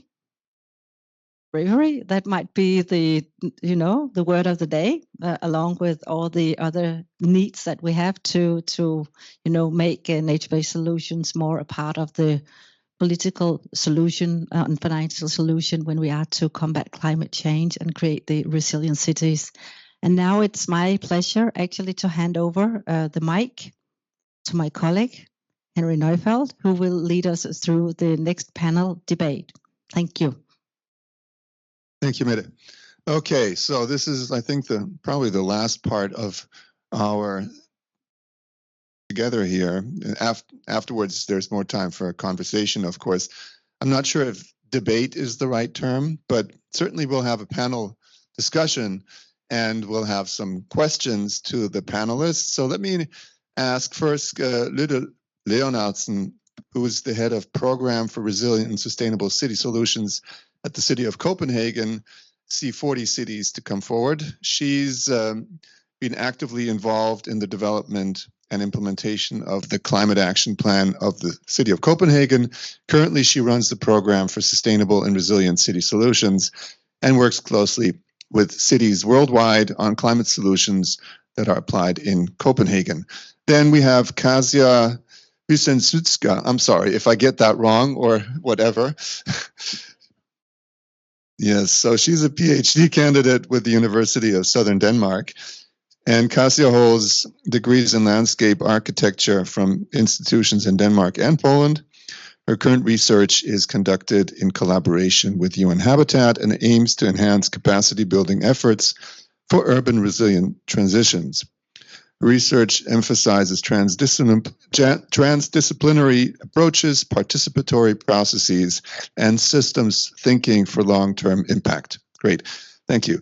And Niels Lund, yes, welcome. He's the Vice President of Climate Change and Health at Novo Nordisk. Niels has extensive responsibility for climate change and health at Novo Nordisk, including Novo's engagement with the Sustainable Markets Initiative Health Systems Task Force. Before joining Novo Nordisk, he worked in UNICEF and the World Bank in Washington, D.C. He's also a board chair for Save the Children Denmark. And last but not least, Talat Munshi, my colleague, senior advisor at UNEP Copenhagen Climate Centre. He's an urban planner and, among other projects, works on the Nature-Based Solutions project that we've been talking about previously. He has experience in research and consulting work in countries in Africa, Asia, and Europe on topics related to urban planning, transport, and climate finance. And he has a significant number of published articles on these topics. So I'll be moderating this session here. I have a few questions. We've got like 3 rounds of questions. The first question is to all panelists sitting here. It's a question that I'd like you to answer in 1 minute, if possible. And then we'll have a question to each, a different question, also very short answer to each of these questions, individual. And then we have a third question, also individually to one of you. Specifically, I'll give you a little bit more time. That's 3 to 4 minutes. So we have limited time, and hopefully we'll have time for some Q&A afterwards. But we'll see how far we get. So the first question, and I'll ask you to answer it first, and we'll just go through in this line. So Lykke, what would a future-ready city look like from your perspective? What visions must be played out in real life to get us to this reality at city and landscape levels? And yes, you have the floor. Yeah, 1 minute. It's a big question. Yes. I mean, we are looking towards utopia because, I mean, for me, the city of the future is a city where climate change will not be a problem. That's sort of my utopia, where we have done 2 things. We have prepared for the climate change that will inevitably happen, whatever we do. But we've also actually taken serious actions on the mitigation agenda, reducing emissions and slowing down the global warming. But I also know that might not be the case. So what I see is that we are looking at a city where we are basically trying to, or we have managed to, first of all, reduce the risk as much as possible. Secondly, to manage the risk that we are facing nonetheless. And thirdly, having a population that is very much aware of what is happening and is also ready to act as a community towards these things. And then the types of solutions that we will do will be very different from city to city. So I cannot give, an example of how it will look. Yes, thank you very much. Maybe we'll have a chance for you to talk more about Copenhagen. Kasia, same question. What would a future-ready city look like from your perspective? Thank you. So for me, a future-ready city can embrace resilience. So this is through a safe-fail approach. So we're designing with uncertainty of what change of climate will bring. So in that case, we need to think about flexibility, and we need to play out the different visions and bear in mind that in the future as well, new innovations will come. And we need to test a lot, and then we need to bear in mind that we might get in different ways to the same vision. So we can achieve the same goal through different ways, I would say. Great. Niels, what are your thoughts? I think the city of the future is a livable city. And that requires a complete turnaround in how we look at city planning. It has to go from functional planning to person-centered planning. And in that sense, I'm quite inspired by the thoughts of Carlos Moreno, Jan Gehl, and others in how they look at how we design cities. Whether we call it a green and thriving neighborhood or whether we call it a 50-minute city. I mean, let's not get into those kinds of details, but the fact that we turn the urban planning model around and focus on the good life, that I think will be the guide for the decisions that we'll be making in health, education, climate, transportation, and so on. Great. Thank you. Talat. Yeah, a lot has been already said. But for me, like a city of the future would be a city which is able to mitigate climate change risk, but more importantly, it is a just city. So city where everybody is housed. If I come from developing south, so most problems come because of the infill and other related problems. So where everybody is housed, everybody has access to jobs, there is enough water for everybody, yet the city is able to mitigate climate and adapt to the future scenarios. Great. Okay, so I'm looking at all these questions. I'm thinking that's not going to work. This is not going to work. I mean, seriously, I can't even. Takes me a minute just to read the question, so I'm not going to do that. I'm going to skip to the second round of questions, and we're going to go straight into the somewhat longer solution kind of questions. Your foresights, and so I'll start with Talat this time. We'll just go backwards. And so you can expand now a little bit longer on your thoughts regarding foresight, looking ahead. What policies and regulations can be put in place to incentivize developers and city planners to prioritize climate-ready and equitable urban spaces? You already started on this. So now, go ahead. Yeah, you got me on at that. Yeah. So basically, like the way I see it, so I'll start with the problem. Yeah. The way we most of the time do. The problem, and maybe from areas that I come from and areas where I work. So problem is in terms of what we plan and what we don't plan for. And let's start with what we plan. And when I look at what we plan is sometimes like when we looked at, somebody mentioned Delhi today morning and the temperature is rising to 52 degrees in Delhi. And we analyzed a small area in Delhi and then tried to look at what was planned for, what came up, and what were the deficiencies. So this was in terms of access to green, etc. So basically they'll take up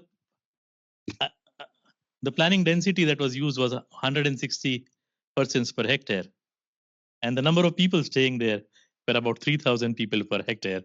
So whatever you are providing is about, let's say, 10% of what is required.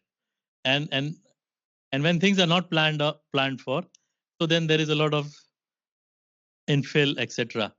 So basically, like the norms that you use are archaic. Methods that were developed are like, for example, you prepare a 20-year plan. The master plan is for 20 years. And really people don't know what is going to happen in 20 years. Because I was talking to Dora, and she comes from a city where city is declining. I come from a city which is growing at about 3% every year. But really we don't know if the city where I come from is going to shrink in next 20 years or if it is going to grow in 20 years. So fixing up things and having fixated plans for a long term doesn't help. And the third thing is, when we don't plan for about in the global south for at least 50 or 60% of the population. And this population comes in and infills. They take up sometimes areas which are not easy to habitat, and also take up all the low-lying areas. But this is where most of NbS is. So basically it is a question of what we do and how we do. So if we look at solutions, do I have 1 more minute? Yeah. One more minute. Yeah. So 1 more minute for solutions. It's always difficult. Solution is always very difficult. But idea is not to fix up plans, to have a long-term strategy, but work as things develop. And for NbS, there are a lot of workable solutions. I think in Copenhagen, in Westerbro, there was a street that was converted into green. And what we know is afterwards, the property prices have gone up. I don't know how much, but at least 3 times values. And we did a paper in Global South, in Rajkot, in India, where we found out if areas which have good access to greens, access to parks, their property prices are much higher. So there is a solution. So property prices do go high when they are close to nature, when they are close to greens. We know if people want to live, and even if you look at advertisements from property builders, when I was a kid, it was like advertised that 3-bedroom apartment in an area. Now it is advertised as, sorry for the stammer, advertised as like 3-bedroom apartment with access to gym, with access to green, with access to a pond, with a swimming pool. So there are a lot of amenities that are built in now. So there is market for green, market for blue. It's only thing that we need to realize it and cap it. And that's the solution. And probably like initial investment has to come in from the government. Local bodies have to be enabled so that they can implement the solutions. Probably some funding has to come from the state. Create some sort of a fund which becomes a revolving fund which allows green to grow. And then other things will automatically come in. So that is what I think. Yes. So you can expand further in questions maybe. So Niels, a question to you. How can we promote residents' equal access to green spaces, clean air, and other essential resources needed for a healthy and thriving community, regardless of their socioeconomic status or background? And how can Novo and other private sector companies support this development? I mean, I think the most important question is really how can the private sector engage here? Yeah, and maybe I should start with answering the question that some of you might have. Why on earth is a pharmaceutical company here on stage talking together with experts actually in urban development?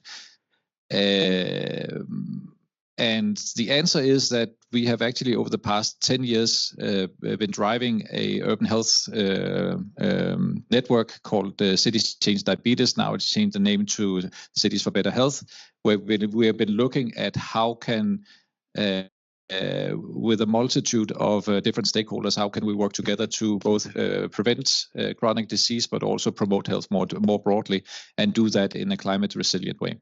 So we've been working, we're now in 50 cities around the world and been working closely with C40 in the last, well, I think 7-8 years or something like that. So that's my alibi.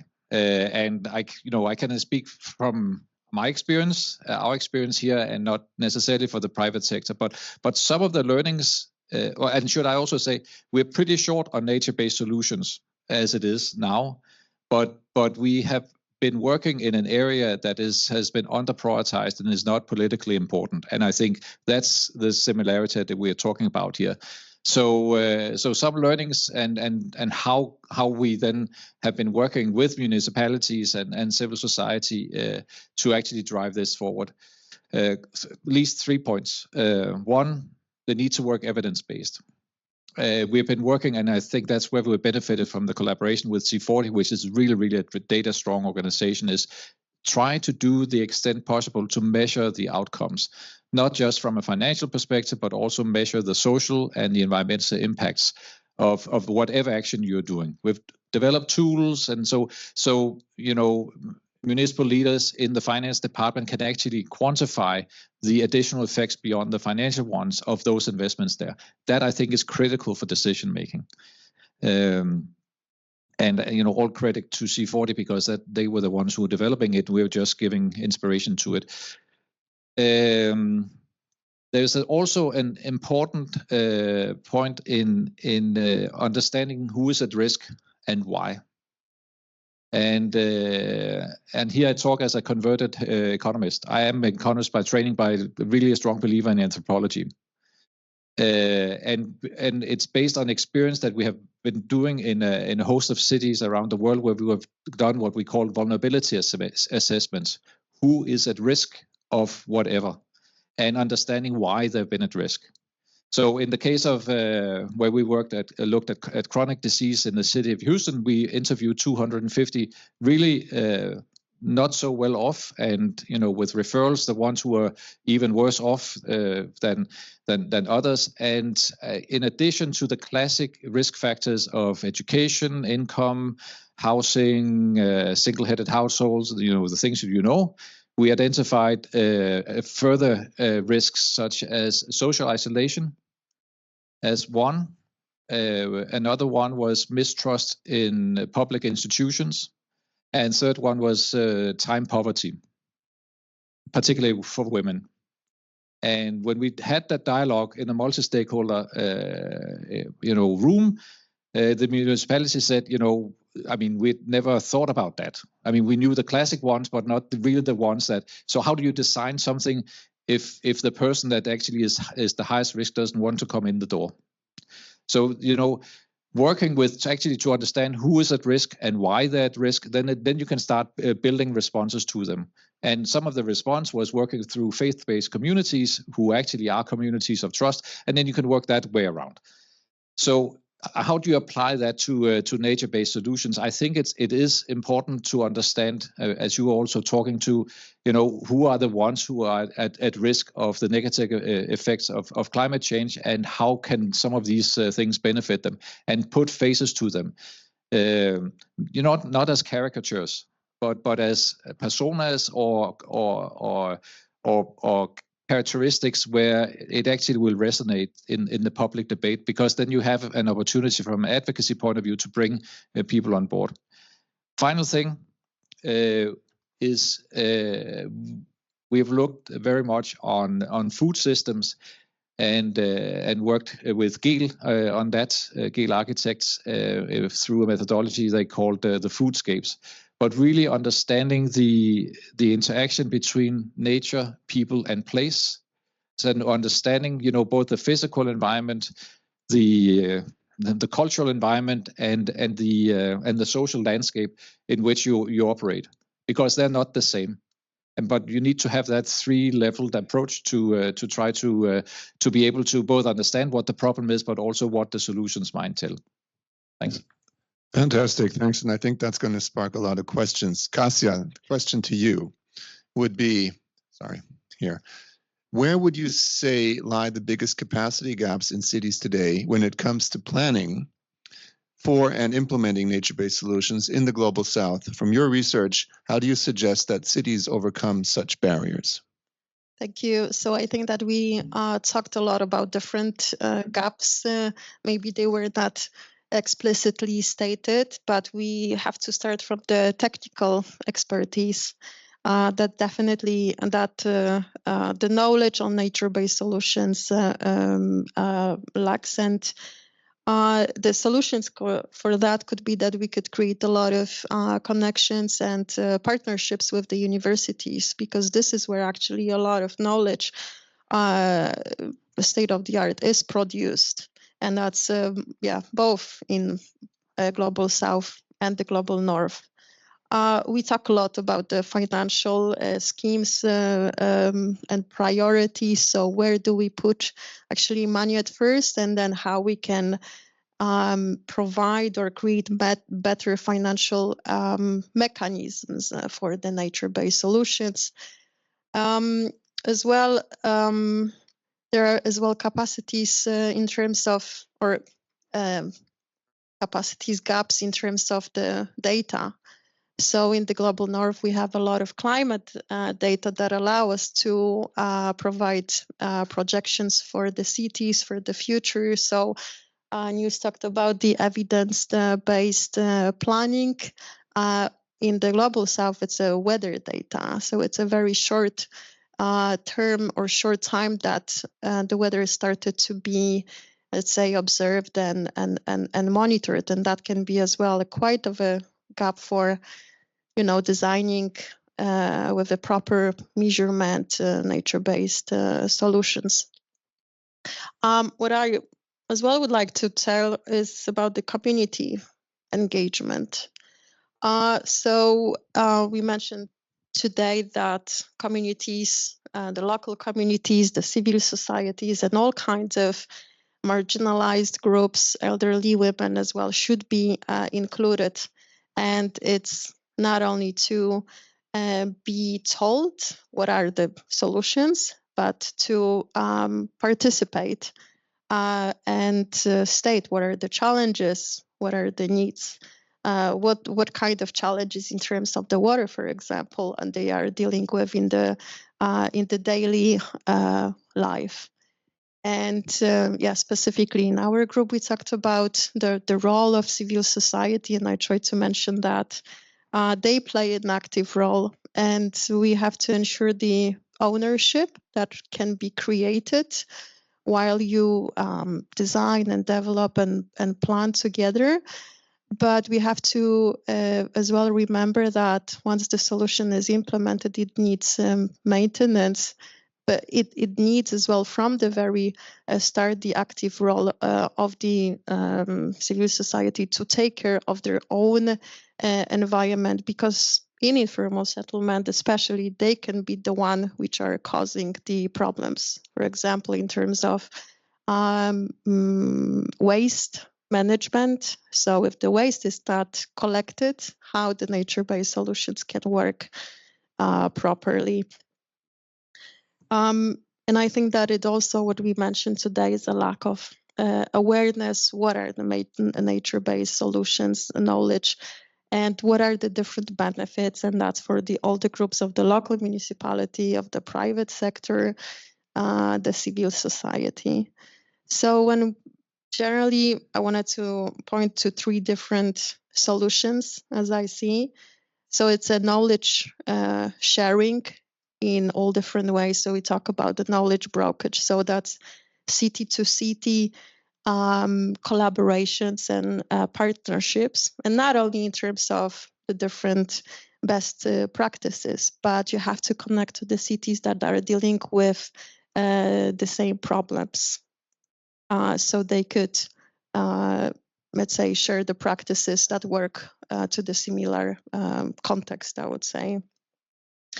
And then we need the local communities to be engaged. We need to as well look at the traditional knowledge or vested knowledge that is there in terms of the solutions. But if you lack the data on climate, you can as well ask the local communities that can provide the historical perspective on different risks in relation to water, for example. So if those are communities living there for 10, 20, 30 years, they might see the change. Maybe they might not understand to which extent it's related to the climate, but I would say together with different stakeholders, you have to co-create this knowledge as well. And I think that we talked a lot about today, bravery and mainstreaming nature-based solutions. So I think it's a lot about changing minds of different city actors. Thank you. Thank you so much, Kasia. So last but not least, Luca, what are the ways that the city of Copenhagen can learn from C40 cities of the Global South with regard to implementing nature-based solutions and designing climate-proof urban infrastructure? But you could also expand on your experience if you would like to, please. Yeah. Well, first of all, actually, thank you for that angle to a question, because normally we are asked what other cities can learn from Copenhagen. And I think it's actually quite healthy sometimes to be asked, what can you learn from other people and from other cities? And I think, we have very good technical solutions in Copenhagen. We have a good approach to many things and so on. I can get back to that. But one of the things that Copenhagen, and I would say Denmark in general, is lacking is the engagement of the local community in the development of these things. There is we have a very strong public sector in this part of the world, and we are basically expecting the public sector to solve everything for us. So when something's not working, we're looking around, who's the public entity we can make responsible for things not working. And I think that's not the approach that you find when you come to Global South communities. They have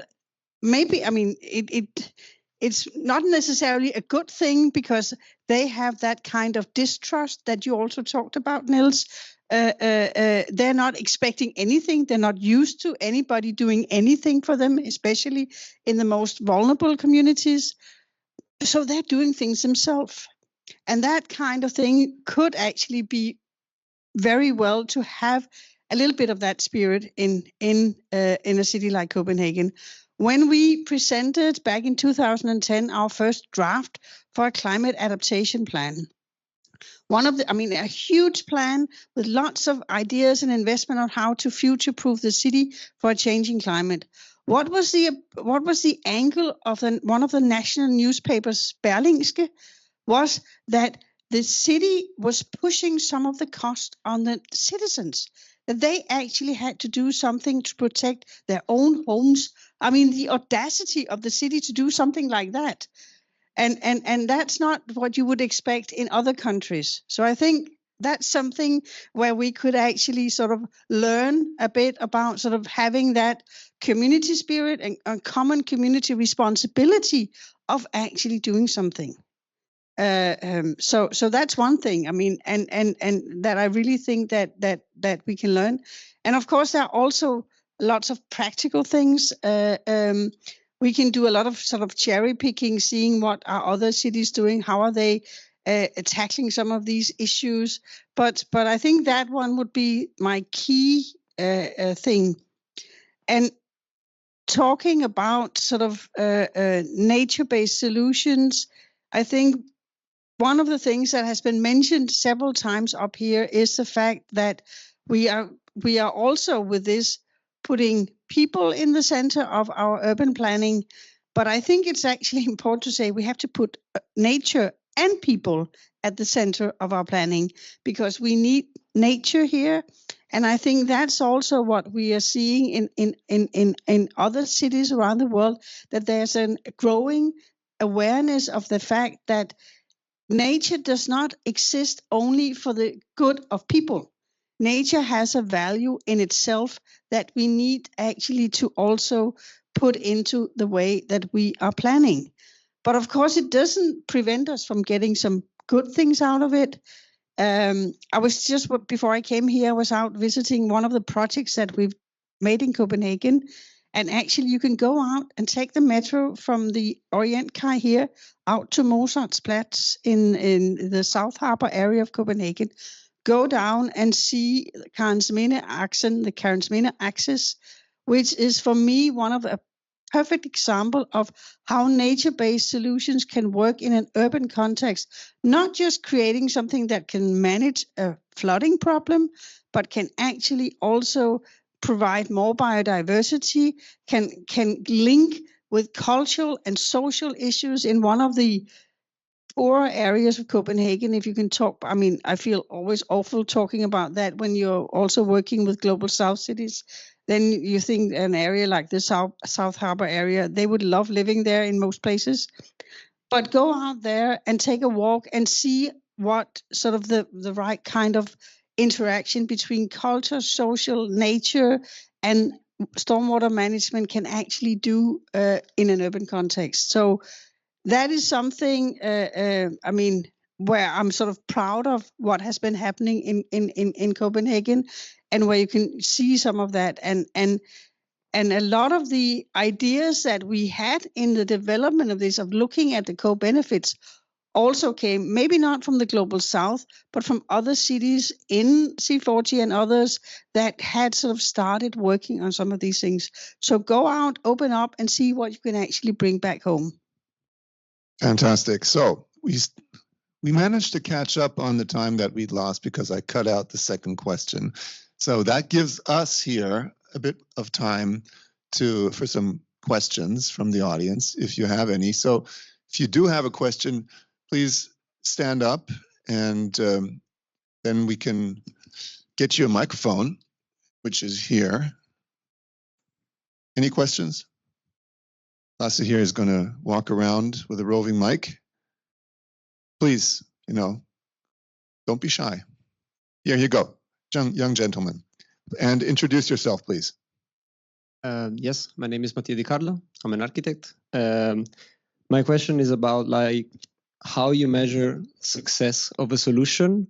So, for example, you look at New Zealand, they're introducing new way of mapping out what is a successful strategy by not looking, for example, at GDP, but whole series of factors. So how is important to shift the criteria that we are evaluating, and which of those could it be assessed, and which of those could actually be interesting to evaluate in our cities?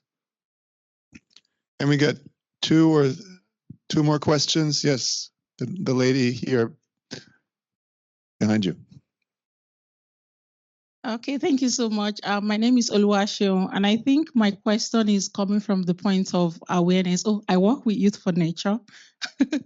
So in terms of awareness, I've noticed that the knowledge gap that you were talking about in terms of Global South is not because the knowledge is not there. We were talking in our group the other time that nature-based solution is a new term for an old idea.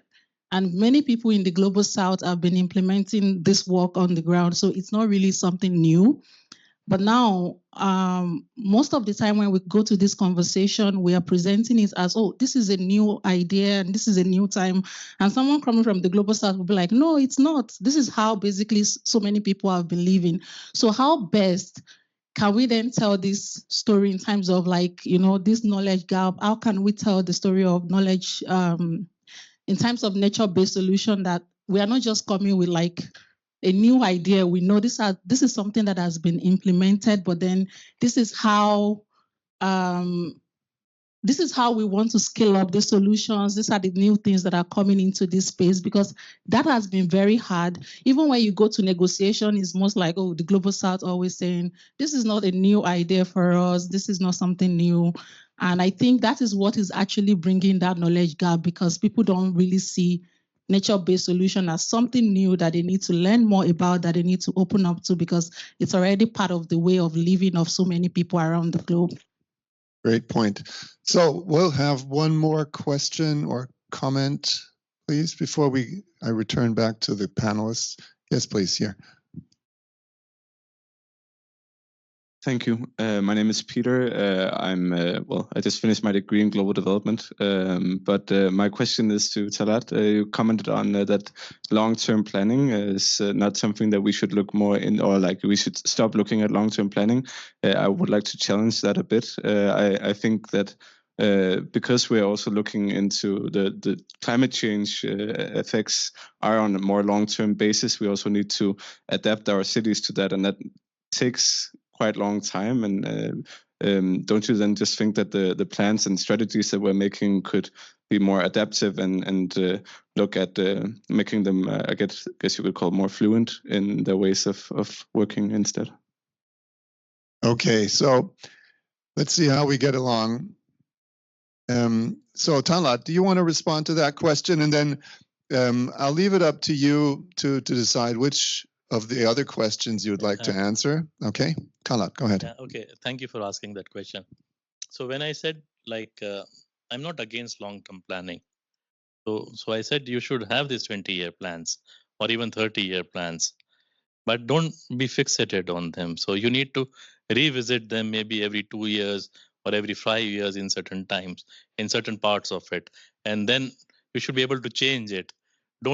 So what happens in most developing world is they prepare a 20-year plan and that is cast in stone. They don't change it. So everything in there needs to be implemented. That should not be the case. So you need to every 5 years have a 5-year strategy or maybe 2.5-year strategy, revisit the 20-year plan. If you need to change that, change it. If you need to keep it, just keep it. And then it has to be a back and forth. And the climate change ones are much longer, maybe 50 years. But so the other question is also when you have a climate change target for about 50 years, maybe down the line, how do you look at the 20-year plan within that 50 years? That's also a question that we need an answer to. Maybe we don't have an answer now, but we all need to search answers for that now. Great. Niels, maybe you also want to talk about the question about measurement, because you were talking about that earlier, but whatever other question comes to your mind. You need to rein in the private sector. Well, you need to rein in everyone. I mean, and I think to be able to act in a data driven way, an evidence-based way, you also need to have reporting.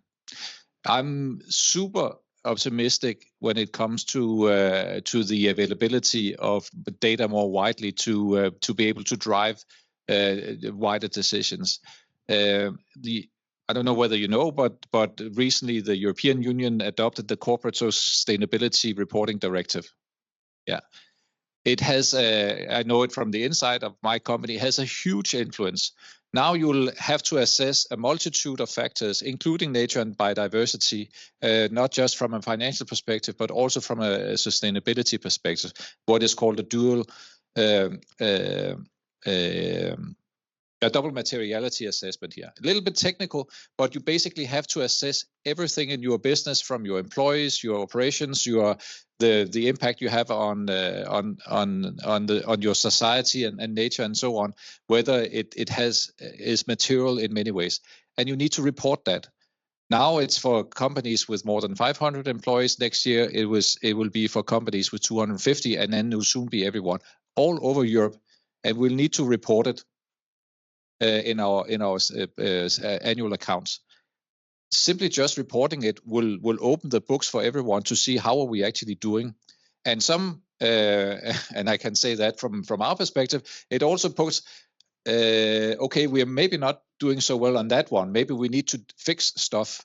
And so the reporting itself will actually, be particularly when you have to make it public, will actually be a litmus test of whether we're actually doing something. So, and whether we are moving things in the right direction. So over time, and I think over the next half to whole decade, I think we'll actually see a lot of work in nature and biodiversity space, also from the private sector. And the interesting thing, it's not regulation, it's in itself, it's a requirement, but it's just a requirement for reporting. And I think that's we'll see whether we'll get everyone there, but I think we'll get a lot of self-reflection from the private sector into actually driving some new things forward. And private sector is just part of the social fabric of any city everywhere. So this will be a component in cities' green transformation and also progress towards more nature-based solutions. Okay, thank you. That was really insightful. Kasia, which you want to talk, or you want to start? I would like to respond to you from Youth for Nature, because I think you're right.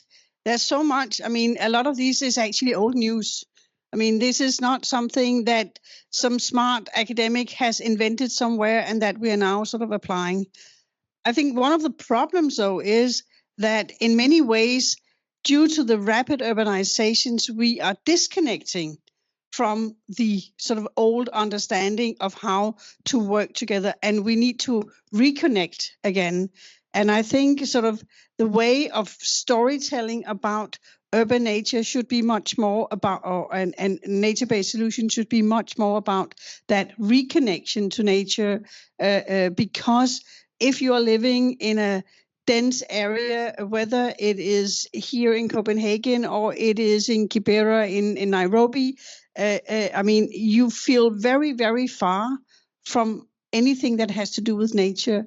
And in order to get that understanding, for instance, you talked about waste.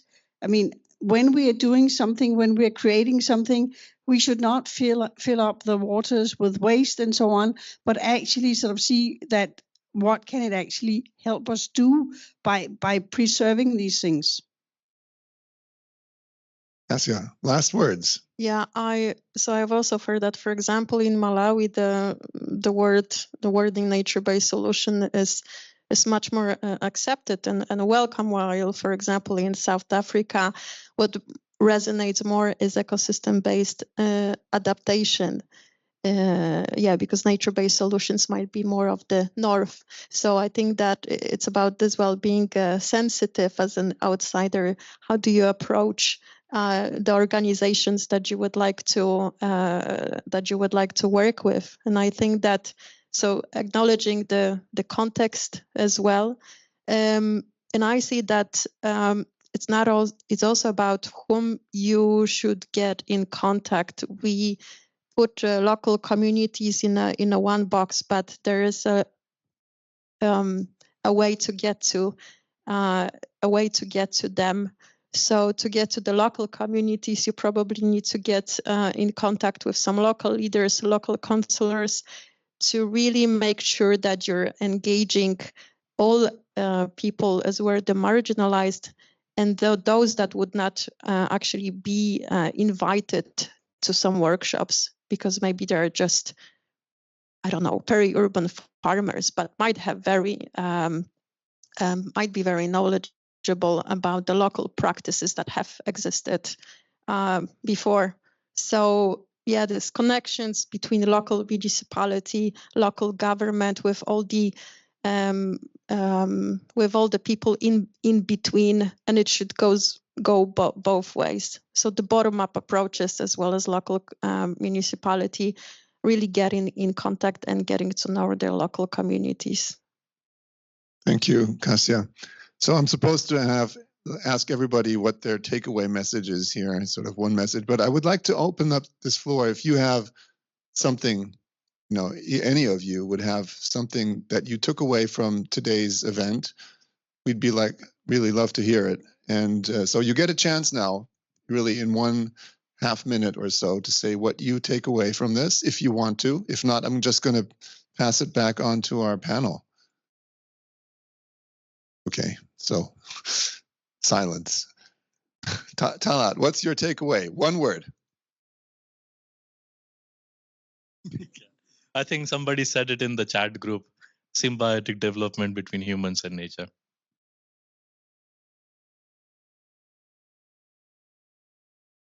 A lot of unfinished business, but try not to dig the hole too deep.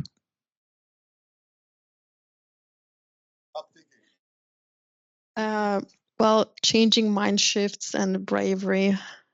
That would be my takeaway. Yeah, I would also echo that, sort of having a paradigm shift in our way of planning for the future. Okay, perfect. Paradigm shift, bravery, and stop digging. Those are the things that I hear right now. I think before I hand over to John, who's hiding behind, at least he was hiding behind that, and there he is. Why don't you come forward? I think the main message for me, at least here, was that what we need to do is people and nature-centered development in urban contexts, and that's that involves and includes nature-based solutions or ecosystem-based adaptation and urban design and all of these elements that we talked about, the barriers and also the solutions to these issues, but focusing on nature and people-centered development, I think, puts us in the right framing to achieve these outcomes. And with that, I'm going to hand over to John, if he finds the way back forward, to close this event. And then we can come and have some more soft drinks. We're not allowed to offer any alcoholics in this place. And then you can start mingling and talking. Over to you, John.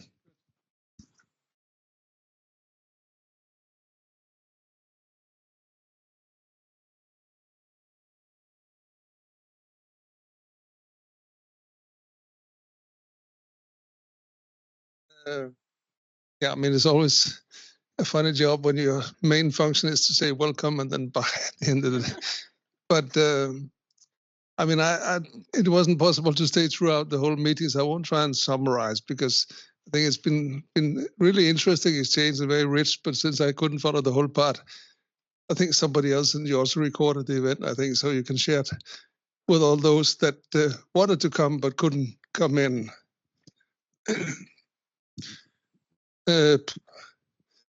I mean, I haven't really worked on nature-based solutions myself, but found it really exciting and interesting to hear about it, also how diverse it is. I mean, if you talked about takeaway, I would say if you hadn't already made a knowledge sharing platform, please go and make it, because it's really the key thing here, I think, is to be able to share examples and learnings and so on, because it's very, very diverse, very varied. It's not that you can take sort of one concept that fits everybody, and therefore it's really about knowledge sharing to begin with.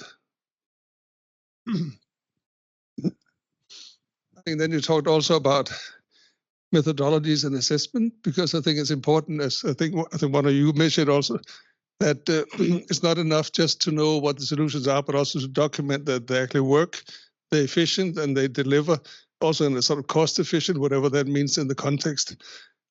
Also that a lot of it's really context specific, and that's why the sharing is the best you can do, I think, for now. As you heard from our colleagues in the early presentation, I mean, UNEP is, of course, working on all kinds of environment issues, so we are all the time struggling to talk and deliver on integration between climate, nature, and so on. And it's a tough job. I mean, it's a lot of mixed interest. I think when we looked at what's been going on here in the country the last weeks, negotiating a new deal for agriculture, I mean, it may be not cities, but it's still about nature-based solutions. It's about climate, it's about water, it's about pollution, drinking water, oceans, and so on, trying to come up with an integrated solution that actually will work in practice. Still think there's some deficiencies in what they've talked about, but that we can discuss sort of maybe bilaterally in terms of should they have done more and so on. But I think it's an attempt to come up with a more integrated solution to solve a number of different nature-based solutions that go into play to both address drinking water and seawater and so on. Yeah, I mean, but enough, we actually had a resolution in 2021 defining nature-based solutions. I discovered I hadn't seen that before. But governments wanted to have sort of a declaration basically saying this is what it is, this is what we talk about, and then we ask you to go out and do it. And of course, that's a very big ask. But I think what we can say is that we'll continue to work with cities and also with countries and try to come up with some solutions that are suited for the local circumstances, and hopefully working with all of you in terms of sharing those experiences, multiplying them, because we can only do so much. But I think throughout the networking and so on, we have a chance to use the examples and spread them out to a much bigger audience. Good, I think that's about it. And then it's disappointing with the alcoholic drinks there, but that's kind of the UN. You sort of find out that UN is good at very many things, but one thing that they're not very good is procurement and shopping and so on. It's really, really poor. You can't even shop a coffee machine or anything. It's really strange when you come from different settings. But anyway, please continue. There's lots of nice drinks over there and lots of good people to talk to. So thank you very much also to my colleagues for organizing, Julia and all the other ones. And Henry, of course. Thanks. Thank you, John. Okay, so this is an applause to everybody. Thank you very much. Birger, Kasia, Niels, Talat, and thanks for joining us here today. And, you know, there's, as I said, there's some refreshments, and hopefully you'll have a chance to talk to each other and make some connections. We'll see how things go. And hopefully you can talk to any of us as well. And thank you very much to all of those who stayed with us. I can see there's 21 people now. It's dropped to 18. Apparently, they're realizing we're coming to an end. So quite a lot of people stayed online. Thanks for all your contribution, also to the breakout groups, etc. We are going to develop a white paper from this event, building on the questions, some literature, and the feedback that we've received in this context. Your feedback and the breakout groups, etc. If you're interested, in contributing, we are going to follow up with you. You know, we're going to send out some messages and see what comes from there. So I'd like to thank specifically Julia for organizing everything here. Great hand for her, please. Without her, this wouldn't have happened. So that's very clear. And now back to you, Mette. You have the last word to sign us off. I think what's really just left to say is thank you very much to the great panel, to all of you on a really, really great topic of the day. And I'm sure that we will continue our collaborations going forward. But now it's time for some soft drinks and networking. So, I mean, take it away and enjoy the rest of the afternoon, and hope to see you again soon. Thank you. Bye.